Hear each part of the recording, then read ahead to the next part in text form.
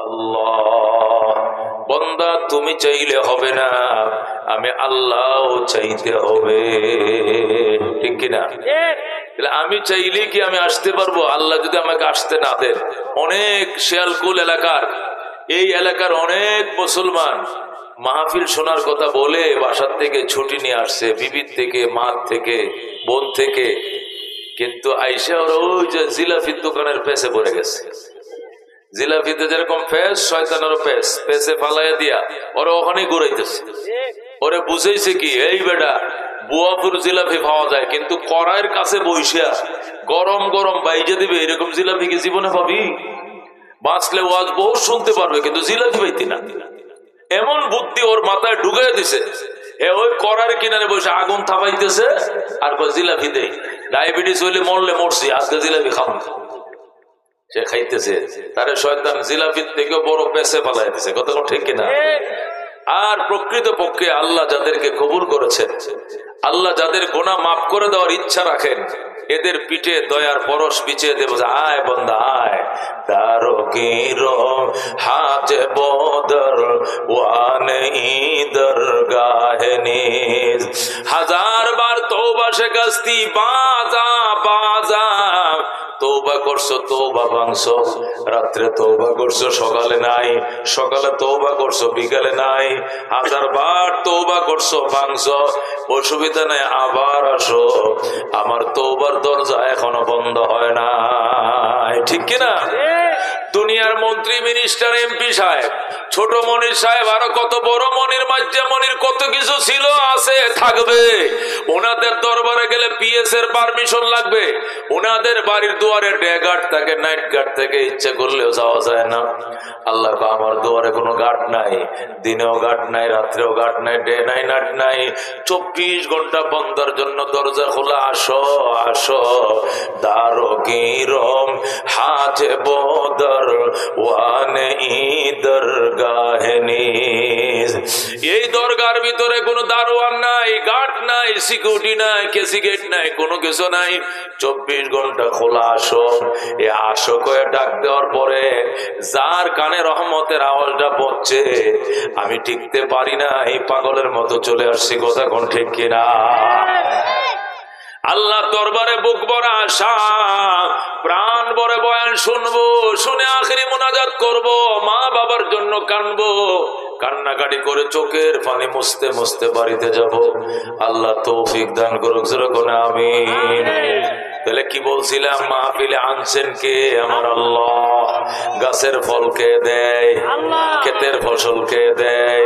চন্দ্র সূর্য ওঠানামা করে কার কথায়? এ মুসলমান, এই 15 বছরের সংসার আওয়ামী লীগের ব্যাংকে চুরমার করে দিয়েছে কে? যারা 41 সাল স্বপ্ন দেখতো আর বলতো মালাকুল মওত আজরাইল আইলো, আমগরে নামাইতে পারতো না, কথা কোন ঠিক কিনা? এদেরকে 41 এর পরিবর্তে 2024 সালে কানা ধরে নামাইছে কে? রান্না ভাত এদের নেত্রী খায়া যাইতে পারে নাই, কথা কোন ঠিক কিনা? রান্না করা ভাত গুলো পর্যন্ত খেয়ে যাইতে পারে নাই, এই সুযোগ দেয় নাই কে? আল্লাহর উপর আস্থা আছে না? কার কার হাত বাড়ান, আসেনি আস্থা? তাহলে ক্ষমতার মালিক কে? ক্ষমতার থেকে নামায় কে? আবার চেয়ারে বসায় কে? ইজ্জতের মালিক কে? অপমানের মালিক কে? 41 পর্যন্ত বাঁচবা কিনা এই খবর তোমার নাই, আর তুমি চ্যালেঞ্জ করো 41 পর্যন্ত আসো। এটা আল্লাহর উপরে লাঠি ঘোরানো ছাড়া আর কিছু নয়, কথা ঠিক কিনা? দোস্ত, এই জন্য ইয়াকিন রাখো, আল্লাহ এনেছেন, আমি আসি নাই, কথা কোন ঠিক কিনা?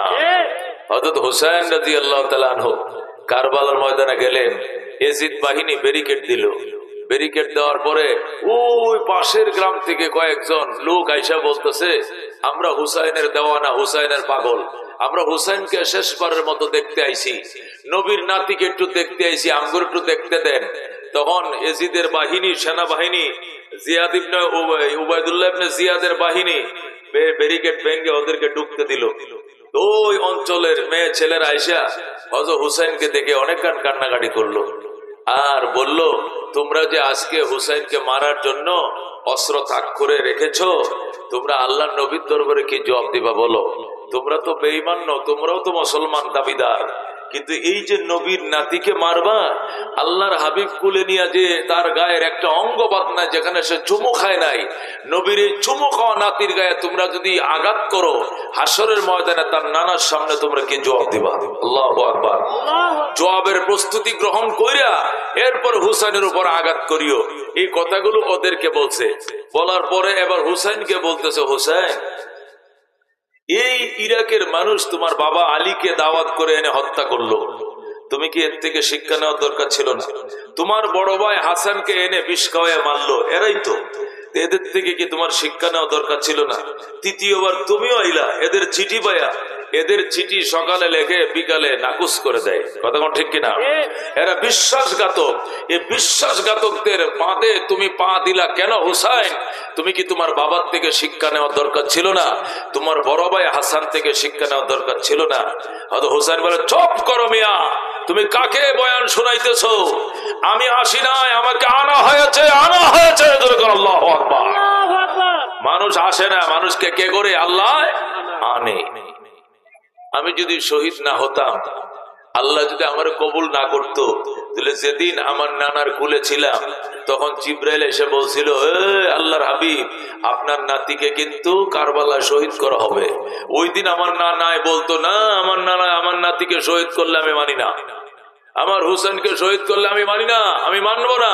একবার যদি আমার নানায় বলতো আমি মানি না, তাহলে জীবনেও আমার এরা শহীদ করতে পারতো না। আল্লাহু আকবার। কিন্তু আমার নানা তো এই কথা বলেন নাই। আমার নানা কি বলেছেন?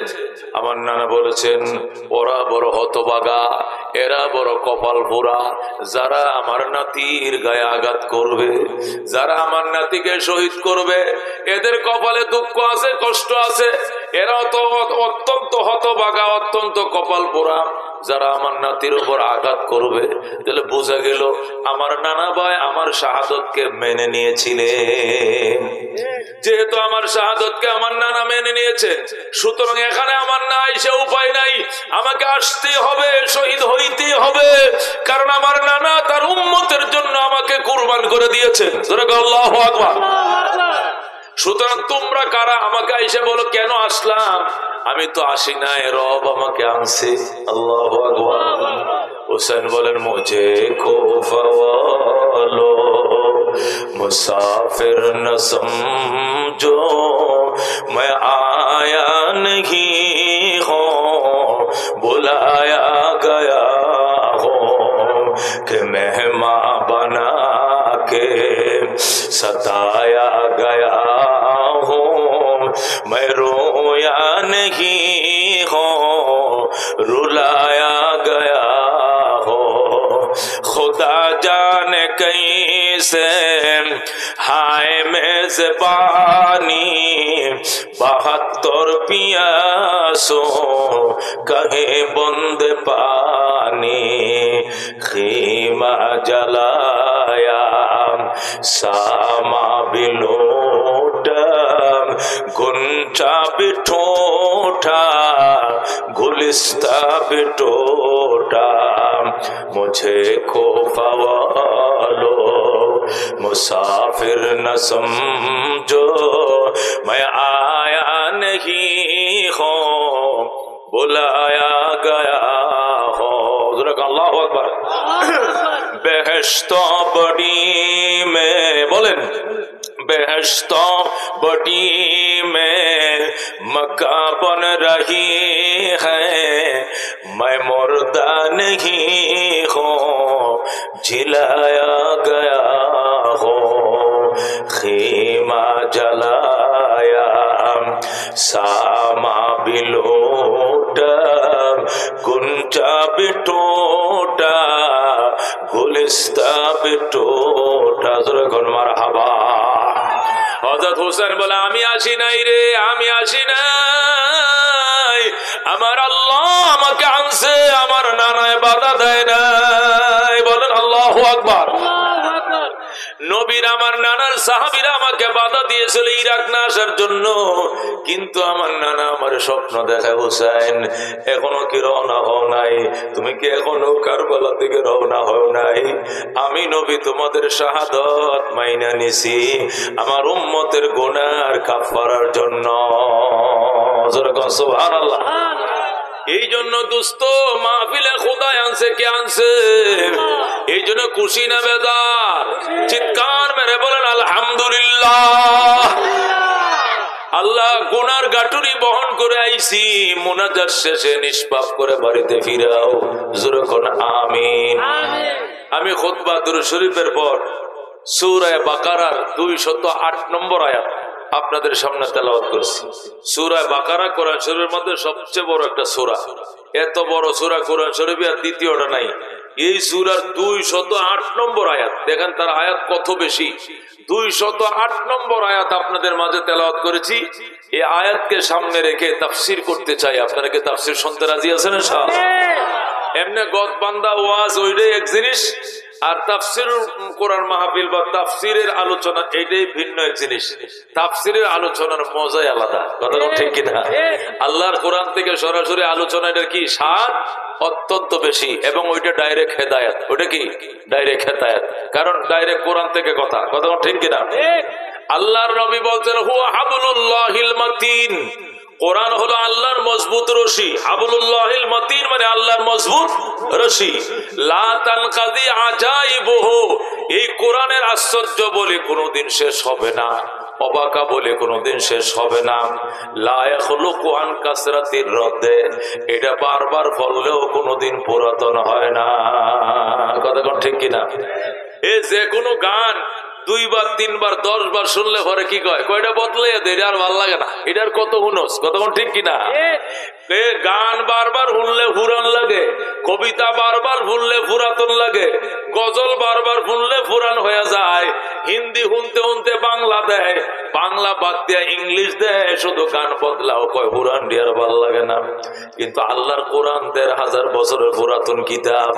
আজকে 60 বছর 70 বছর পর্যন্ত নামাজ পড়তেছে মুরব্বীরা, প্রত্যেকটা নামাজের মধ্যে ইমাম সাহেব শুরু করে আলহামদুলিল্লাহি রাব্বিল আলামিন আর রহমানির রহিম মালিকি ইয়াউমিদ্দিন ইয়াকা না'বুদু ওয়া ইয়াকা নাস্তাঈন। কথা ঠিক কিনা?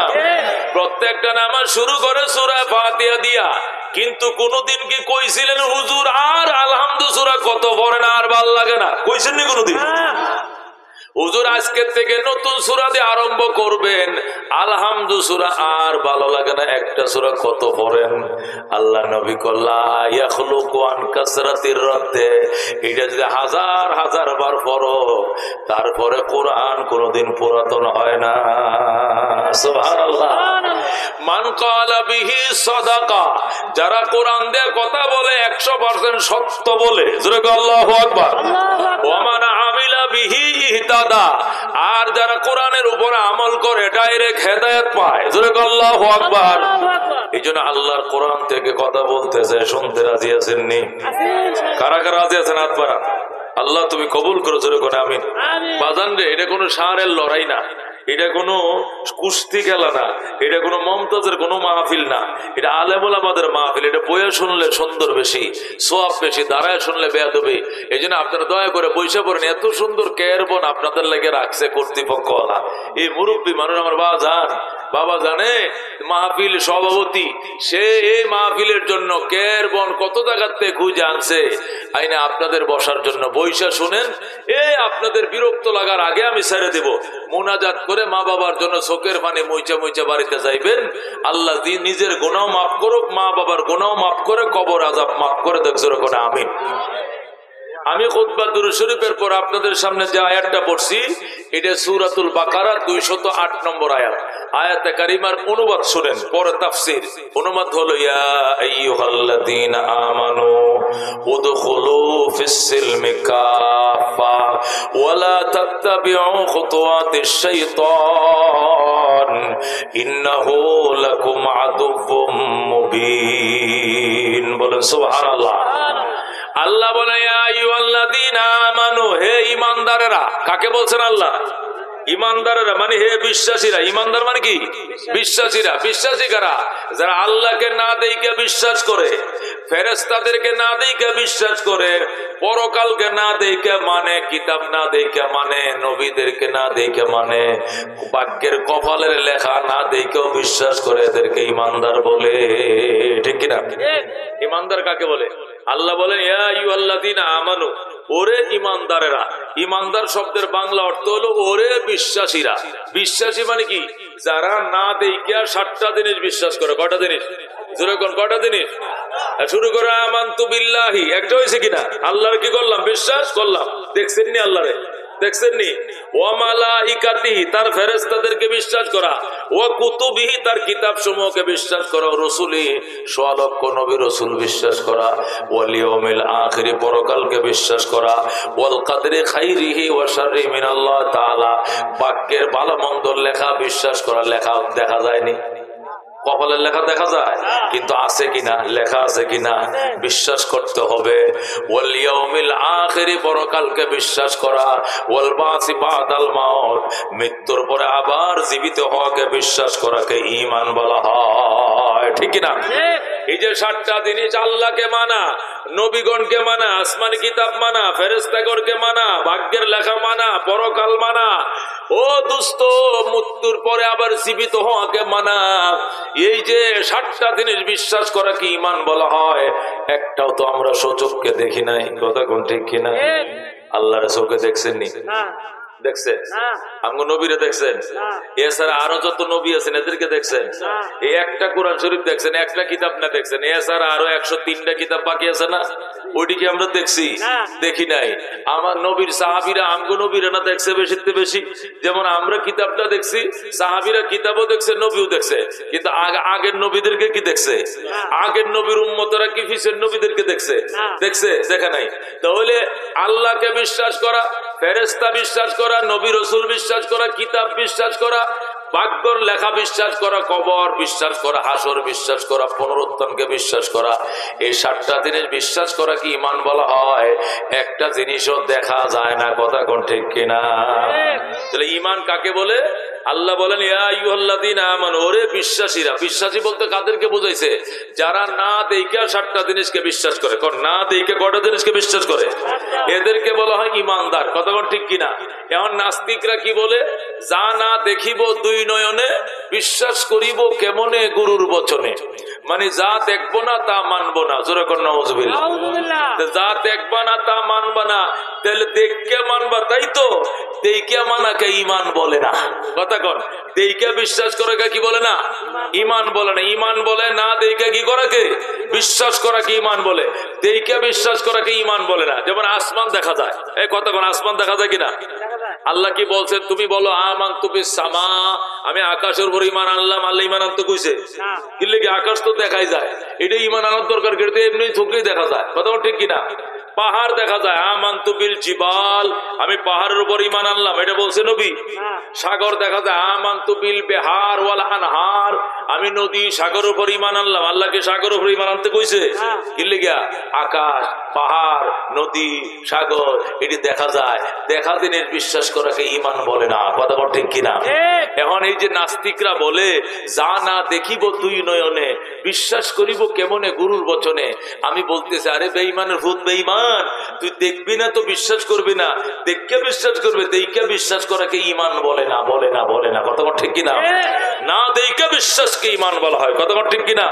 যতগুলো জিনিসকে বিশ্বাস করতে ইসলামে বলেছে, প্রত্যেকটা জিনিস একটাও দেখা যায় না। সুতরাং না দেখে বিশ্বাস করাকে ঈমান বলা হয়। আর তুমি দেখে বিশ্বাস করবা, দেখবাও না জীবনে, তোমার কপালে ঈমানও নসিব হবে না জীবনে। কথা ঠিক কিনা? এই জন্য আল্লাহ ডাক দেখো, ইয়া আইয়ুহাল্লাযীনা আমানু, হে ঈমানদারেরা, হে বিশ্বাসীরা, তোমাদেরকে বলছি যারা বিশ্বাস করছো আমি আল্লাহ আছি, যারা মাইনা নিছো রসুল আছে, যারা মাইনা নিছো আসমানি কিতাব আছে, যারা মাইনা নিছো হিসাব নিকাশ আছে, যারা মাইনা নিছো ভাগ্যের লেখা ঠিক, যারা মাইনা নিছো পরকালে জিন্দা হওয়া লাগবে, জীবনের হিসাব নিকাশ দেওয়া লাগবে, তাদের উদ্দেশ্যে বলছি শুধু বিশ্বাস করলে হবে না। উদখুলু ফিস সিলমি কাফা, ইসলামের ভিতরে কমপ্লিট ঢুকে যাও, পরিপূর্ণভাবে ইসলামের ভিতরে দাখিল হয়ে যাও। বলে সুবহানাল্লাহ। আল্লাহ বলেন, হে বিশ্বাসীরা, হে ইমানদারেরা, উদখুলু ফিস সিলমে কাফা, তোমরা ঈমান তো আনছো, এবার ইসলামের ভিতরে কমপ্লিট ঢুকে যাও। তোমরা ইমানদারেরা, তোমরা ইসলামের ভিতরে কি কমপ্লিট ঢুকে যাও। তাহলে বুঝা গেল ঈমান এক জিনিস, ইসলাম আরেক জিনিস। আল্লাহ ইমানদারকে বলছে ইসলামে ঢুকো। কাকে বলছেন? ইমানদারকে বলছেন ইসলামের ভিতরে কমপ্লিট ঢুকো। তাহলে বুঝা গেল ঈমান এক জিনিস, ইসলাম কি জিনিস? আরেক জিনিস। এটাকে তাফসীর বলে। এটা বিস্তারিত বুঝাইতে হবে আপনাদেরকে।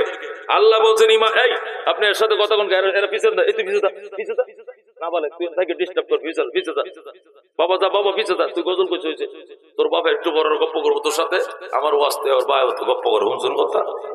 আমার তফসির তো এবার বাপে বলতে তাফসীর শুরু হয়েছে, শুনছেন নি? এটা হইতো না। আমার তাফসীর শোনো, কোরআনের আলোচনা ওয়াজিব। শোনা কি ওয়াজিব? ওয়াজিব ওয়াজিব বুঝেন? ভিতরের নামাজ না পড়লে যেরকম কবিরা গুনাহ, কোরআনের আলোচনা শুনতে মন না চাইলে বাইর যান গা, কিন্তু এখানে থাকলে খেয়াল করে শুনতে হবে, এদিক সেদিক তাকানো যাবে না। কি ফাস্তামিউ লাহু আনসিতু, কান লাগায় শোনো এবং নীরব থাকো। এই জন্য দোস্ত অন্যমুখী হওয়া যাবে না, খুব খেয়াল করে শুনতে হবে। আল্লাহ বলছেন ইমানদারেরা ইসলামের ভিতরে কমপ্লিট ঢুকে যাও। ইমানদারকে ইসলামে ঢুকতে বলছেন। তাহলে বোঝা গেল শুধু ইমানে ইসলাম না, ইসলাম ভিন্ন জিনিস, ইমান ভিন্ন জিনিস। কতক্ষণ ঠিক কিনা? এখন আসেন, ইমান ভিন্ন জিনিস, ইসলাম ভিন্ন জিনিস কিভাবে? এটা কিভাবে? এটা ব্যাখ্যা বোঝানো রেখে তো তাফসীর বলা হয়। ইমান বলা হয় মনের ভিতরে বিশ্বাসযোগ্য জিনিসগুলোকে বিশ্বাস করাকে ইমান বলা হয়, আর ইসলাম বলা হয় কাজে পরিণত করা। কোন অন্তর দিয়ে বিশ্বাস করাকে ইমান বলে, বাস্তবে পরিণত করা, কাজে পরিণত করে দেখায় দেওয়াকে ইসলাম বলে। সুবহানাল্লাহ। তাহলে ইমান হলো দেখা যায় না কিছু বিশ্বাসের নাম, আর ইসলাম হলো দেখা যায় এমন কিছু কাজকর্মের নাম। কতক্ষণ ঠিক কিনা? তাহলে ইমানের সম্পর্ক আত্মার সাথে, ইসলামের সম্পর্ক অঙ্গ প্রত্যঙ্গের কর্মকাণ্ডের সাথে। কতক্ষণ ঠিক কিনা? ইমানের সম্পর্ক ভিতরের সাথে, ইসলামের সম্পর্ক বাহিরের সাথে। ইমান হলো বিশ্বাসের সাথে সম্পর্ক, আর ইসলাম হলো কর্মকাণ্ডের সাথে সম্পর্ক। সুতরাং একটা আরেকটা সম্পূরক। ইমান ছাড়া ইসলাম হবে না, ইসলাম ছাড়া আবার ইমানও পরিপূর্ণ হবে না। এই জন্য আল্লাহ বলতেন ইমানদারেরা তোমরা ইসলামের ভিতরে কমপ্লিট ঢুকে যাও। যেরকম সুবহানাল্লাহ। তাহলে আমাদের দেশে যারা এই কথা বলে যে হুজুর নামাজ না পড়লে কি হয়েছে, আমার ইমান বড় শক্ত, এটারে বড়টা শয়তানে ভাইছে। কথা কোন ঠিক কিনা? হুজুর আমি দাড়ি না রাখলে কি হয়েছে, জানেন আমার ইমান কত শক্ত? এ বুয়াপুর বাজারে যায় জিজ্ঞান্ত, আমার কাছে কেউ একটা টাকা পাইবনি, আমার ইমান কত শক্ত। আমার কাছে কোনো সিএনজি ওয়ালা 2টা পয়সা পাইবো, আমার কাছে কি কোনো কুদাওয়ালা খাওয়ালা 5 টাকা পাইবো, না কোনো সাতখানা 2 টাকা পাইবো, কেউ আমার কাছে পাইতো না। দাড়ি রাখছি না তাতে কি? সে মনে করছে কি দোকান বাকি না থাকলে এটার ইমান কয়। হে মনে করছে দোকান বাকি না থাকলে কি ইমান? এইটা ইমান না দোস্ত। আল্লাহ রাব্বুল আলামিন বলে ইমানদারেরা ইসলামের ভিতরে ঢুকো। ইসলাম কোন থেকে শুরু হয়েছে? পায়ের তালার থেকে ইসলাম শুরু হয়েছে মাথার তালা পর্যন্ত। পায়ের তালার থেকে ইসলাম শুরু হয়েছে মাথার তালা পর্যন্ত। ইস্তেঞ্জা খানার থেকে শুরু হয়েছে ইসলাম বাইতুল্লাহর হজ পর্যন্ত। ঘুম থেকে ওঠার থেকে শুরু হয়েছে ইসলাম আরেকবার ঘুম যাওয়া পর্যন্ত। জন্ম থেকে শুরু হয়েছে ইসলাম আরেকবার মৃত্যুবরণ করা পর্যন্ত। ঠিক কিনা? যেদিন জন্ম নিয়েছিলা এই দিন ইসলাম শুরু হয়েছে ডাইন কানে আজান। কন যেদিন জন্ম নিয়েছিলেন ওই দিন ইসলাম শুরু হয়েছে ডাইন কানে আজান, বাম কানে একামত। কতক্ষণ ঠিক কিনা? এই যে ইসলাম শুরু হয়েছে, এই ইসলামের পরে নাম রাখবা ইসলামী, আকিকা করবা, কোরআন শরীফ পড়বা, লেখাপড়া করবা, চাকরি করবা, বিয়া করবা, সন্তান নিবা, বড় লোক পড়ালেখা করাইবা, বিয়া দিবা, দুনিয়াদারি করবা, হজ করবা, যাকাত দিবা, সব দিবা। এরপরে সর্বশেষ মিনহা খালাকনাকুম ওয়া ফিহা নুঈদুকুম ওয়া মিনহা নুখরিজুকুম তারাতান উখরা বিসমিল্লাহ ওয়া আলা মিল্লাতি রাসূলিল্লাহ বলে আবার কবরে ঢুকায় দিবে। এই যে জন্মের পরে ডান কানে আজান, বাম কানে একামত। আজান একামত আগে দিয়ে রাখছো, আজানের পরে একামত, একামতের পরে নমাজ। নমাজটা কই? নমাজটা জীবনের শেষে মহল্লার লোকে মিলে পড়বে। কতক্ষণ ঠিক কিনা? জানাজার নামাজে আজান নাই, জানাজার নামাজে একামত নাই। কারণ কি? আজান একামত অগ্রিম দিয়ে রাখছে জন্মের পরেই। জোরে কর আল্লাহু আকবার। আজানটা জন্মের পরেই দিয়া রাখছে ডান কানে, একামতটাও দিয়া রাখছে, কারণ যে কোনো মুহূর্তে তুমি মারা যাইতে পারো। আজানের সময় পাইতেও পারো, নাও পাইতে পারো, একামতের সময় পাইতে পারো, নাও পাইতে পারো। এই জন্য দোস্ত আগে আজান একামতটা দিয়া রাখছে, মারা যাওয়ার পরে শুধু বলবে কাতা সোজা করেন। রজব আলী চাচার জানাজা এখন আরম্ভ হবে। আল্লাহু আকবার, কথা কোন ঠিক কিনা?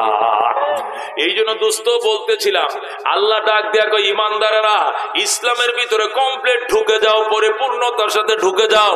ইসলাম কাকে বলে? বাহ্যিক আমলকে ইসলাম বলা, দাঁড়িয়ে এটা ইসলাম, টুপি এটা ইসলাম, পাগড়ি ইসলাম, জুব্বা ইসলাম, নমাজ পড়ি ইসলাম, মসজিদ বানাই ইসলাম, মাদ্রাসা বানাই ইসলাম, আজান দেয় ইসলাম, তারাবি পড়ি ইসলাম, সেহরি খাই ইসলাম, যাকাত দেয় ইসলাম, ইফতার করি ইসলাম। ও মুসলমান মেয়েদেরকে শিক্ষা দীক্ষা দেয় এটা ইসলাম। হজ করতে মক্কায় যায়, মদিনায় যায় ইসলাম। একবারে ইস্তেনজাখানার থেকে নিয়ে বাইতুল্লাহর হজ পর্যন্ত প্রত্যেকটা পয়েন্টের মধ্যে ইসলাম আছে না নাই? আল্লাহ ডাক দেখো, শুধু ইমানের দোহাই দিয়ে তুমি থাকবা আর বলবা নমাজ রোজা লাগতো না, হজ যাকাত লাগতো না, ইমান আমার বড় শক্ত। তোমারে আসল শয়তানা পাইছে, তোমারে জাহান্নামে নিয়ে খামতে হবে। কথা ঠিক কিনা? এই জন্য আল্লাহকে ইমানদারেরা ইমানের দোহাই দিয়া পয়সা থাকলে চলবে না। উদখুলু ফিস সিলমি কাফা, ইসলামের ভিতরে কমপ্লিট ঢুকে যাও, পরিপূর্ণতার সাথে ঢুকে যাও। ইসলামের কিছু মানবা আর কিছু মানবা না, তা হবে না। আল্লাহ বলে কিতাবের কিছু মানবা আর কিছু বাদ দিবা। এই ধরনের বাটপারি সিটারি আল্লাহ কবুল করবে না। কথা কোন ঠিক কিনা? ইসলাম মানলে পুরাটাই মানতে হবে। কথা কোন ঠিক কিনা? এই জন্য আল্লাহ ডাক দেখো, ইমানদাররা ইসলামের ভিতরে কমপ্লিট ঢুকে পড়ো, পরিপূর্ণতার সাথে ঢুকে পড়ো। তুমি যেদিন জন্ম নিবা সেই দিন থেকে ইসলাম শুরু হয়ে যাবে। জন্ম নেওয়ার সাথে সাথে ডান কানে আজান, বাম কানে একামত। এরপরে ইসলামের নাম রাখতে হবে কার? সন্তানের জন্য ইসলামী নাম রাখতে হবে। কথা কোন ঠিক কিনা? নামের মধ্যে ইসলাম আছে না নাই? এ মাইকেল একটু সাউন্ডটা বাড়াও। নামের মধ্যে ইসলাম আছে না নাই? একটু সাউন্ডটা বাড়াও। নামে ইসলাম আছে না নাই? এ অটল ফটল, অজয় বিজয়, পরাজয়, সীমান্ত, আকাশ বৃষ্টি, এটা কি মুসলমানের নাম? এটা মুসলমানের নাম? অজয়, আচ্ছা বাংলাদেশে কি কোন আলেমের নাম শুনছেন? হযরত মাওলানা আল্লামা শাইখুল হাদিস অজয় সাহেব, টেঙ্কু মিয়া, বিজয় মিয়া, অজয় মিয়া, এরকম কোন নাম শুনছেন এই দেশের কোন আলেম ওলামা? হযরত মাওলানা শাইখুল আল্লামা বিপ্লব মিয়া সাহেব, এরকম কোন নাম শুনছেন? এই সমস্ত বকাটা নাম ওলারা কোনোদিন আলেম হইতে পারবেন না। কথা ঠিক কিনা? এই জন্য হযরত ওমর ফারুক বলেছেন, তুমি যদি নেককার সন্তানের বাবা হতে চাও তিনটা কাজ করতে হবে। কটা কাজ করতে হবে? এক নম্বর, তোমাকে নেককার মেয়ে বিয়ে করতে হবে। তুমি তেঁতুল গাছের চারা লাগাইছো আর সবজি কলা খাইবা, জীবনে আশা পূরণ হতো না। তোমাকে কি করতে হবে? সবজি কলার বিষয়েই রুইতে হবে। তুমি নেককার বউ না আইনা নেককার সন্তানের বাবা হইবা, জীবনে হবে না। তুমি আনছো দয়ুস, সে পর্দা করে না, পুশিদা করে না, দেবর বাসুর রুট কাট সবার সাথে অবাধে কথা বলে, সবার সাথে দেখা করে, হাসি ঠাট্টা খিলখিল করে, এটাও দয়ুস। এটার করতে জন্ম নেবে খবিস, খবিসের করতে খবিস হবে, দয়ুসের করতে দয়ুস হবে। জীবনে আলেম হবে না, উলামা হবে না, হাফেজ হবে না, সমাজ সেবক হবে না, ভদ্র মায়ের সন্তান হবে না, বংশের সুনাম সে খুলে আনতে পারে না, পারে না, পারে না। কথা ঠিক না? এই জন্য দোস্ত ইসলামের ভিতরে কমপ্লিট ঢুকতে হবে। সন্তান জন্ম নেওয়ার সাথে সাথে ডান কানে আজান, ইসলাম শুরু হয়ে গেছে। বাম কানে একামত, ইসলাম শুরু হয়ে গেছে। মধু আইনা তাহানি করে মধু খাওয়াইতে হবে, তাহলে ব্রেন বাড়বে। নানান রোগ থেকে আল্লাহ এটাকে বলছে সমস্ত রোগের শেফা। এই জন্য জন্মের পরে একটু মধু তার জিহ্বায় লাগাই দিতে হবে। সারা জীবন আল্লাহ অসংখ্য রোগ বলাই থেকে তার আল্লাহ হেফাজত করবে। সুবহানাল্লাহ। এরপরে তার নাম রাখতে হবে ইসমে আব্দুল্লাহ, আব্দুর রহমান, আব্দুল করিম, আব্দুর রহিম, শামসুল ইসলাম, অমুক ইসলাম, এরকম সুন্দর সুন্দর নামগুলো রাখবা। অজয় বিজয়, বিপ্লব, সীমান্ত, আকাশ বৃষ্টি, এই সমস্ত নাম বাজান রাখা যাইতো না। ইসলামের নাম রাখতে হবে। সুম্মা আহসিন তাদিবাহু, এরপরে সুন্দর আদব তুমি তারা শিখাইতে হবে। এই সন্তানটা যেদিন আব্বা বলা শিখবে, এই সন্তান যেদিন আম্মা ডাকা শিখবে, সরায়ালম আলম, বলো বল, কয়কার কয়কার কাকা, নয়কার না না না।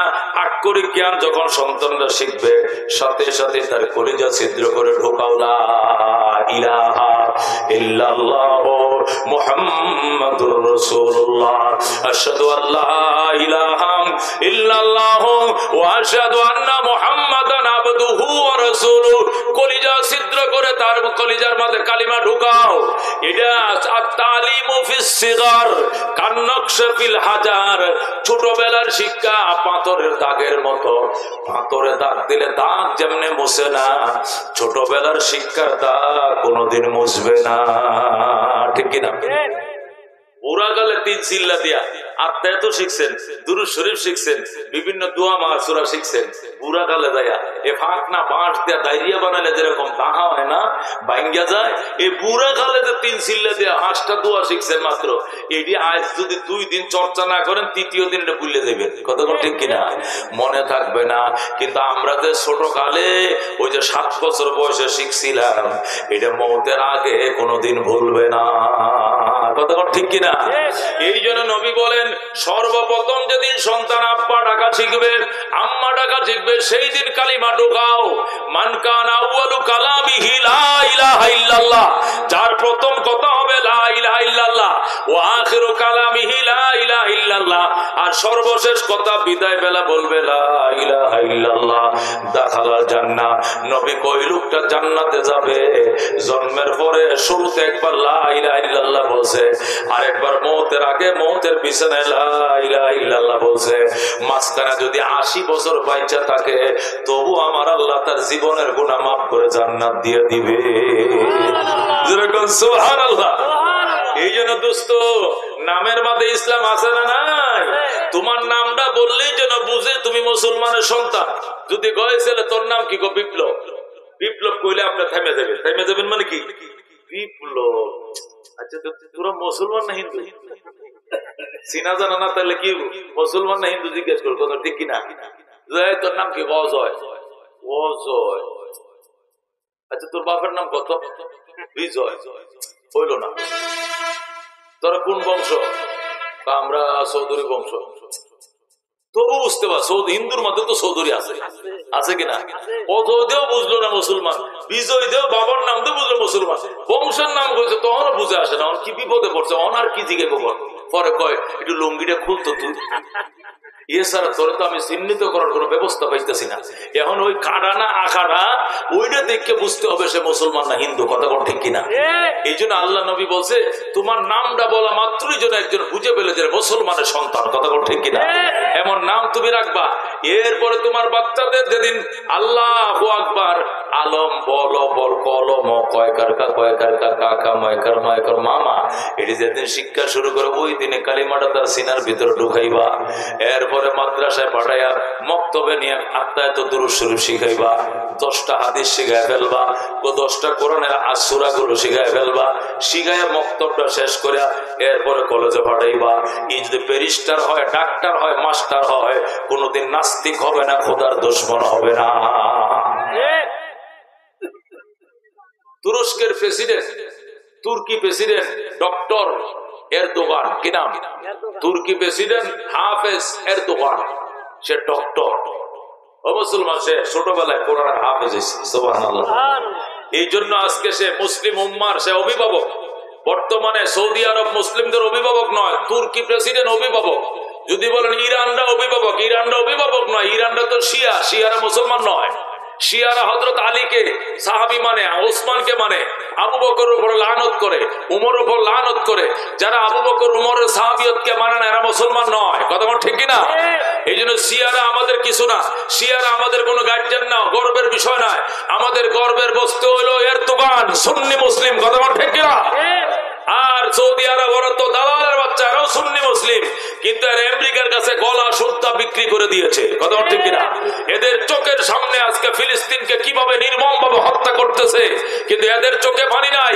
ওরা নারী নিয়া আর অর্থ নিয়া মেলা নিয়া উলা নিয়া ওরা খেলতেছে, কথা ঠিক কিনা? ওদের কোনো টেনশন নাই। টেনশনের দোকানের সবসময় সে হুঙ্কার দিয়ে কথা বলতেছে। ও মুসলমান, এই হাফেজের দোকান কোরআনের হাফেজ, হাফেজ হওয়ার পর ডক্টর হয়েছে, ডক্টর হওয়ার পরে আজকে তুর্কির প্রেসিডেন্ট, 2 বার প্রধানমন্ত্রী ছিল, এবার সহ 2 বার প্রেসিডেন্ট। ও মুসলমান, আজকে এই সমস্ত মানুষ ইসলামের পক্ষে কাজ করে, জীবনেও কোনোদিন নাস্তিক হবে না, কবির চৌধুরী হবে না, আহমদ শরীর হবে না, ওই শামসুর রহমান হবে না, কোরআনের বিরুদ্ধে কথা বলবে না। আজানের শব্দ বেশ্যা নারীর আওয়াজের মতো লাগে, শামসুর রহমানের মতো এরা কোনোদিন কথা বলবে না, কথা ঠিক কিনা? এই জন্য আল্লাহর নবী বলেন, সর্বপ্রথম তোমার সন্তান যেদিন আব্বা আম্মা ডাকা শিখে, ওই দিন কলিজা ছিদ্র করে কালিমা ঢোকাও, এরপরে ডক্টর বানাও, ব্যারিস্টার বানাও। কোনদিন সে নাস্তিক হবে না, আল্লাহ রসুলের বিরোধিতা করবে না। এখন সন্তানকে ডক্টর বানাইলেও তুমি জাহান্নামে যাওয়া লাগবে না, কারণ আল্লাহ রসুল সিনায়া তুমি কবরে গেছো, এই জন্য আল্লাহর দরবারে জবাব দিতে হবে না, কথা ঠিক কিনা? কিন্তু সন্তানকে আল্লাহ রসুল না সিনায়া তুমি যদি মারা যাও, এই জন্য হাসরের ময়দানে আল্লাহর দরবারে এক পায়ে দাঁড়ায় জবাব দিতে হবে। ও আব্দুল করিম, ছেলেরে ডক্টর বানাইছিলা, ব্যারিস্টার বানাইছিলা, উন্নত দেশে পাঠায় ডক্টরেট আনাইছিলা, কিন্তু আল্লাহ চিনাও নাই, রসুল চিনাও নাই, সে আত্মায় তো জানে না, নামাজ জানে না, এত বড় নাফরমানি তুমি কেমনে করলা? ছেলেটাও জাহান্নামে যাবে, লোকে তুমিও জাহান্নামে যাবে। নাউজুবিল্লাহ। তখন সন্তানের সাথে পিতা মাতাকেও জাহান্নাম দিবে। এই জন্য দোস্ত, আল্লাহ ডাক দেখো, দুখুলু ফিস সিলমি কাফা, ইসলামের ভিতরে কমপ্লিট ঢুকো। সুতরাং নামের মধ্যে ইসলাম আছে না নাই? লেখাপড়ার মধ্যে ইসলাম আছে না নাই? সর্বপ্রথম সিএ টিকেট, আরে টিরেট, ডিএজি ডগ, কুত্তা, বানর, হনুমান, বিড়াল, এই ইঁদুর, বান্দর, এগুলো আগে শিখায় না, প্রথম শিখাইবা আশহাদু আল্লা ইলাহা ইল্লাল্লাহু ওয়া আশহাদু আন্না মুহাম্মাদান আবদুহু ওয়া রাসূলুহু। সর্বপ্রথম তুমি কোরআন শিক্ষা দাও, এরপরে তুমি যা খুশি তা করো, এরপরে তুমি মরলে জবাব নাই, সে মরল জবাব নাই। আল্লাহর সিনা, নবীর সিনার এলেম তুমি তার আগে শিখিয়ে দিয়েছ। এরপরে বিয়া শাদীর মধ্যে ইসলাম লাগবে কিনা? আল্লাহ নবী বলছেন তুমি বিয়া করবা 3 প্রাধান্য দিয়া। দিনদার ছিল মেয়েটা, এরপরে বংশ ভালো ছিল আরো ভালো, সুন্দরী ছিল আরো ভালো, এরপরে পয়সার মালিক ছিল আরো ভালো, কিন্তু আগে দেখতে হবে 3 আছে কিনা। প্রথম দেখবা 3 দিনদারি যদি মেয়েটার ভিতরে থেকে নামাজ পড়ছে, বুরকা পরে চলছে, এরপরে সুন্দরী হইলে আর কোনো কথা নাই, টাকা পয়সা হইলে আরো ভালো, ক্ষমতার দলীয় সমর্থন থাকলে আরো ভালো, এলাকার সম্ভ্রান্ত হইলে আরো ভালো, তবে প্রথম ভালো হলো দিনের ভালো, কথা ঠিক কিনা? দিনের ভালো দেখে মেয়ে বিয়ে করো, এই মেয়ের করতে ছেলে হোক আর মেয়ে হোক দিনদার হবে। আর যদি খারাপ মেয়ে দেখে বিয়ে করো, এই ঘরে কোনোদিন ভালো মেয়ে হবে না। গাই গুনে তার ঘি, মা গুনে তার জি, কথা ঠিক কিনা? গাই যদি ভালো দেশি গায়ে হয়, গিডেও ভালো হইব কারো, কথা ঠিক কিনা? আর যদি বিদেশি অস্ট্রেলিয়ান গায়ে, দুধও ফাংসা, ঘিও ফাংসা, কথা ঠিক কিনা? এই জন্য সমাজে বলে গাই গুনে তার ঘি, মা গুনে তার জি, কথা ঠিক কিনা? মা যদি ভালো হয়, জিও ভালো হবে। এই জন্য বিয়ের মধ্যে ইসলাম থাকতে হবে, ব্যবসার মধ্যে ইসলাম থাকতে হবে। ব্যবসার মধ্যে ওজনে কোনোদিন কম দেওয়া যাবে না, নকল নোট দিয়ে কেনা বেচা করা যাবে না, আর শুকনা জিনিসের সাথে ভিজাইয়া মাল ওজন বাড়ানো যাবে না। 2 নম্বর 1 নম্বর মিক্সার করে বিক্রি করা যাবে না। আল্লাহ নবী বলছেন আত-তাজিরুস সাদুকুল আমিনু, সত্যকাতী ন্যায় পরায়ণ বাদশা, এরা নবী রাসূল সিদ্দিকগণের সাথে জান্নাতে যাবে। সুবহানাল্লাহ। এই জন্য ব্যবসার মধ্যে ইসলাম থাকতে হবে। রাজনীতির মধ্যে ইসলাম আছে না নাই? আছে কিনা? রাজনীতির মধ্যে ইসলাম আছে রে বাজান।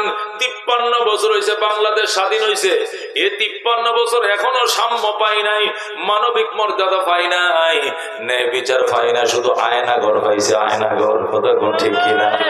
অথচ দেশটা স্বাধীন হয়েছিল 53 বছর আগে 3টা স্লোগান নিয়ে। কটা স্লোগান? এই বাংলাদেশ স্বাধীন হয়েছিল কটা স্লোগান নিয়ে? বৈষম্য বিরোধী স্লোগান নিয়ে আনলো। 1 নম্বরে আমরা সাম্য প্রতিষ্ঠা করব বলেই যুদ্ধ করি, ন্যায় বিচার প্রতিষ্ঠা করব বলে যুদ্ধ করি, মানবিক মর্যাদা প্রতিষ্ঠা করব বলে যুদ্ধ করি, আমরা একটি জীবনকে বাঁচাবো বলে যুদ্ধ করি, আমরা একটি ফুলকে বাঁচাবো বলে যুদ্ধ করি, কথা ঠিক কিনা? এটা ছিল স্বাধীনতা সংগ্রামের স্লোগান। ন্যায়, সাম্য, মানবিক মর্যাদা, ন্যায় বিচার, তিনটা প্রতিষ্ঠা করার জন্যই বন্ধু স্বাধীনতা সংগ্রাম শুরু হয়েছিল। 26 মাস শুরু হয়েছে, 16 ডিসেম্বর শেষ হয়েছে। টানা 9 মাস রক্তক্ষয়ী সংগ্রাম চলছে। কথা কোন ঠিক কিনা? রক্তক্ষয়ী হয়েছে কিনা? রক্ত শুধু রক্ত নয়, শুধু রক্ত নয়, রক্তের সাগর, এক সাগর রক্তের বিনিময়ে দেশ স্বাধীন হয়েছে। কথা কোন ঠিক কিনা?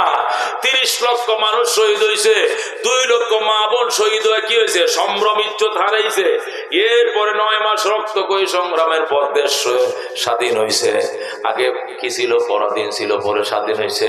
আগে বৈষম্য ছিল, সাম্য প্রতিষ্ঠার জন্য দেশ স্বাধীন করছে। আগে বৈষম্য কেমনে ছিল? চট্টগ্রামে কর্ণফুলী পেপার মিলে পেপার তৈরি হইতো। এই পেপার বাংলাদেশে বিক্রি হয়েছে 3 টাকা দিস্তা, আর বিমান দিয়ে পাকিস্তানে বিক্রি করছে 8 আনা দিস্তা। চট্টগ্রামের বাঁশখালীতে লবণ তৈরি হয়, এই লবণ চট্টগ্রাম সহ পূর্ব পাকিস্তানে বিক্রি হয়েছে 6 টাকা শের। কয় টাকা শের?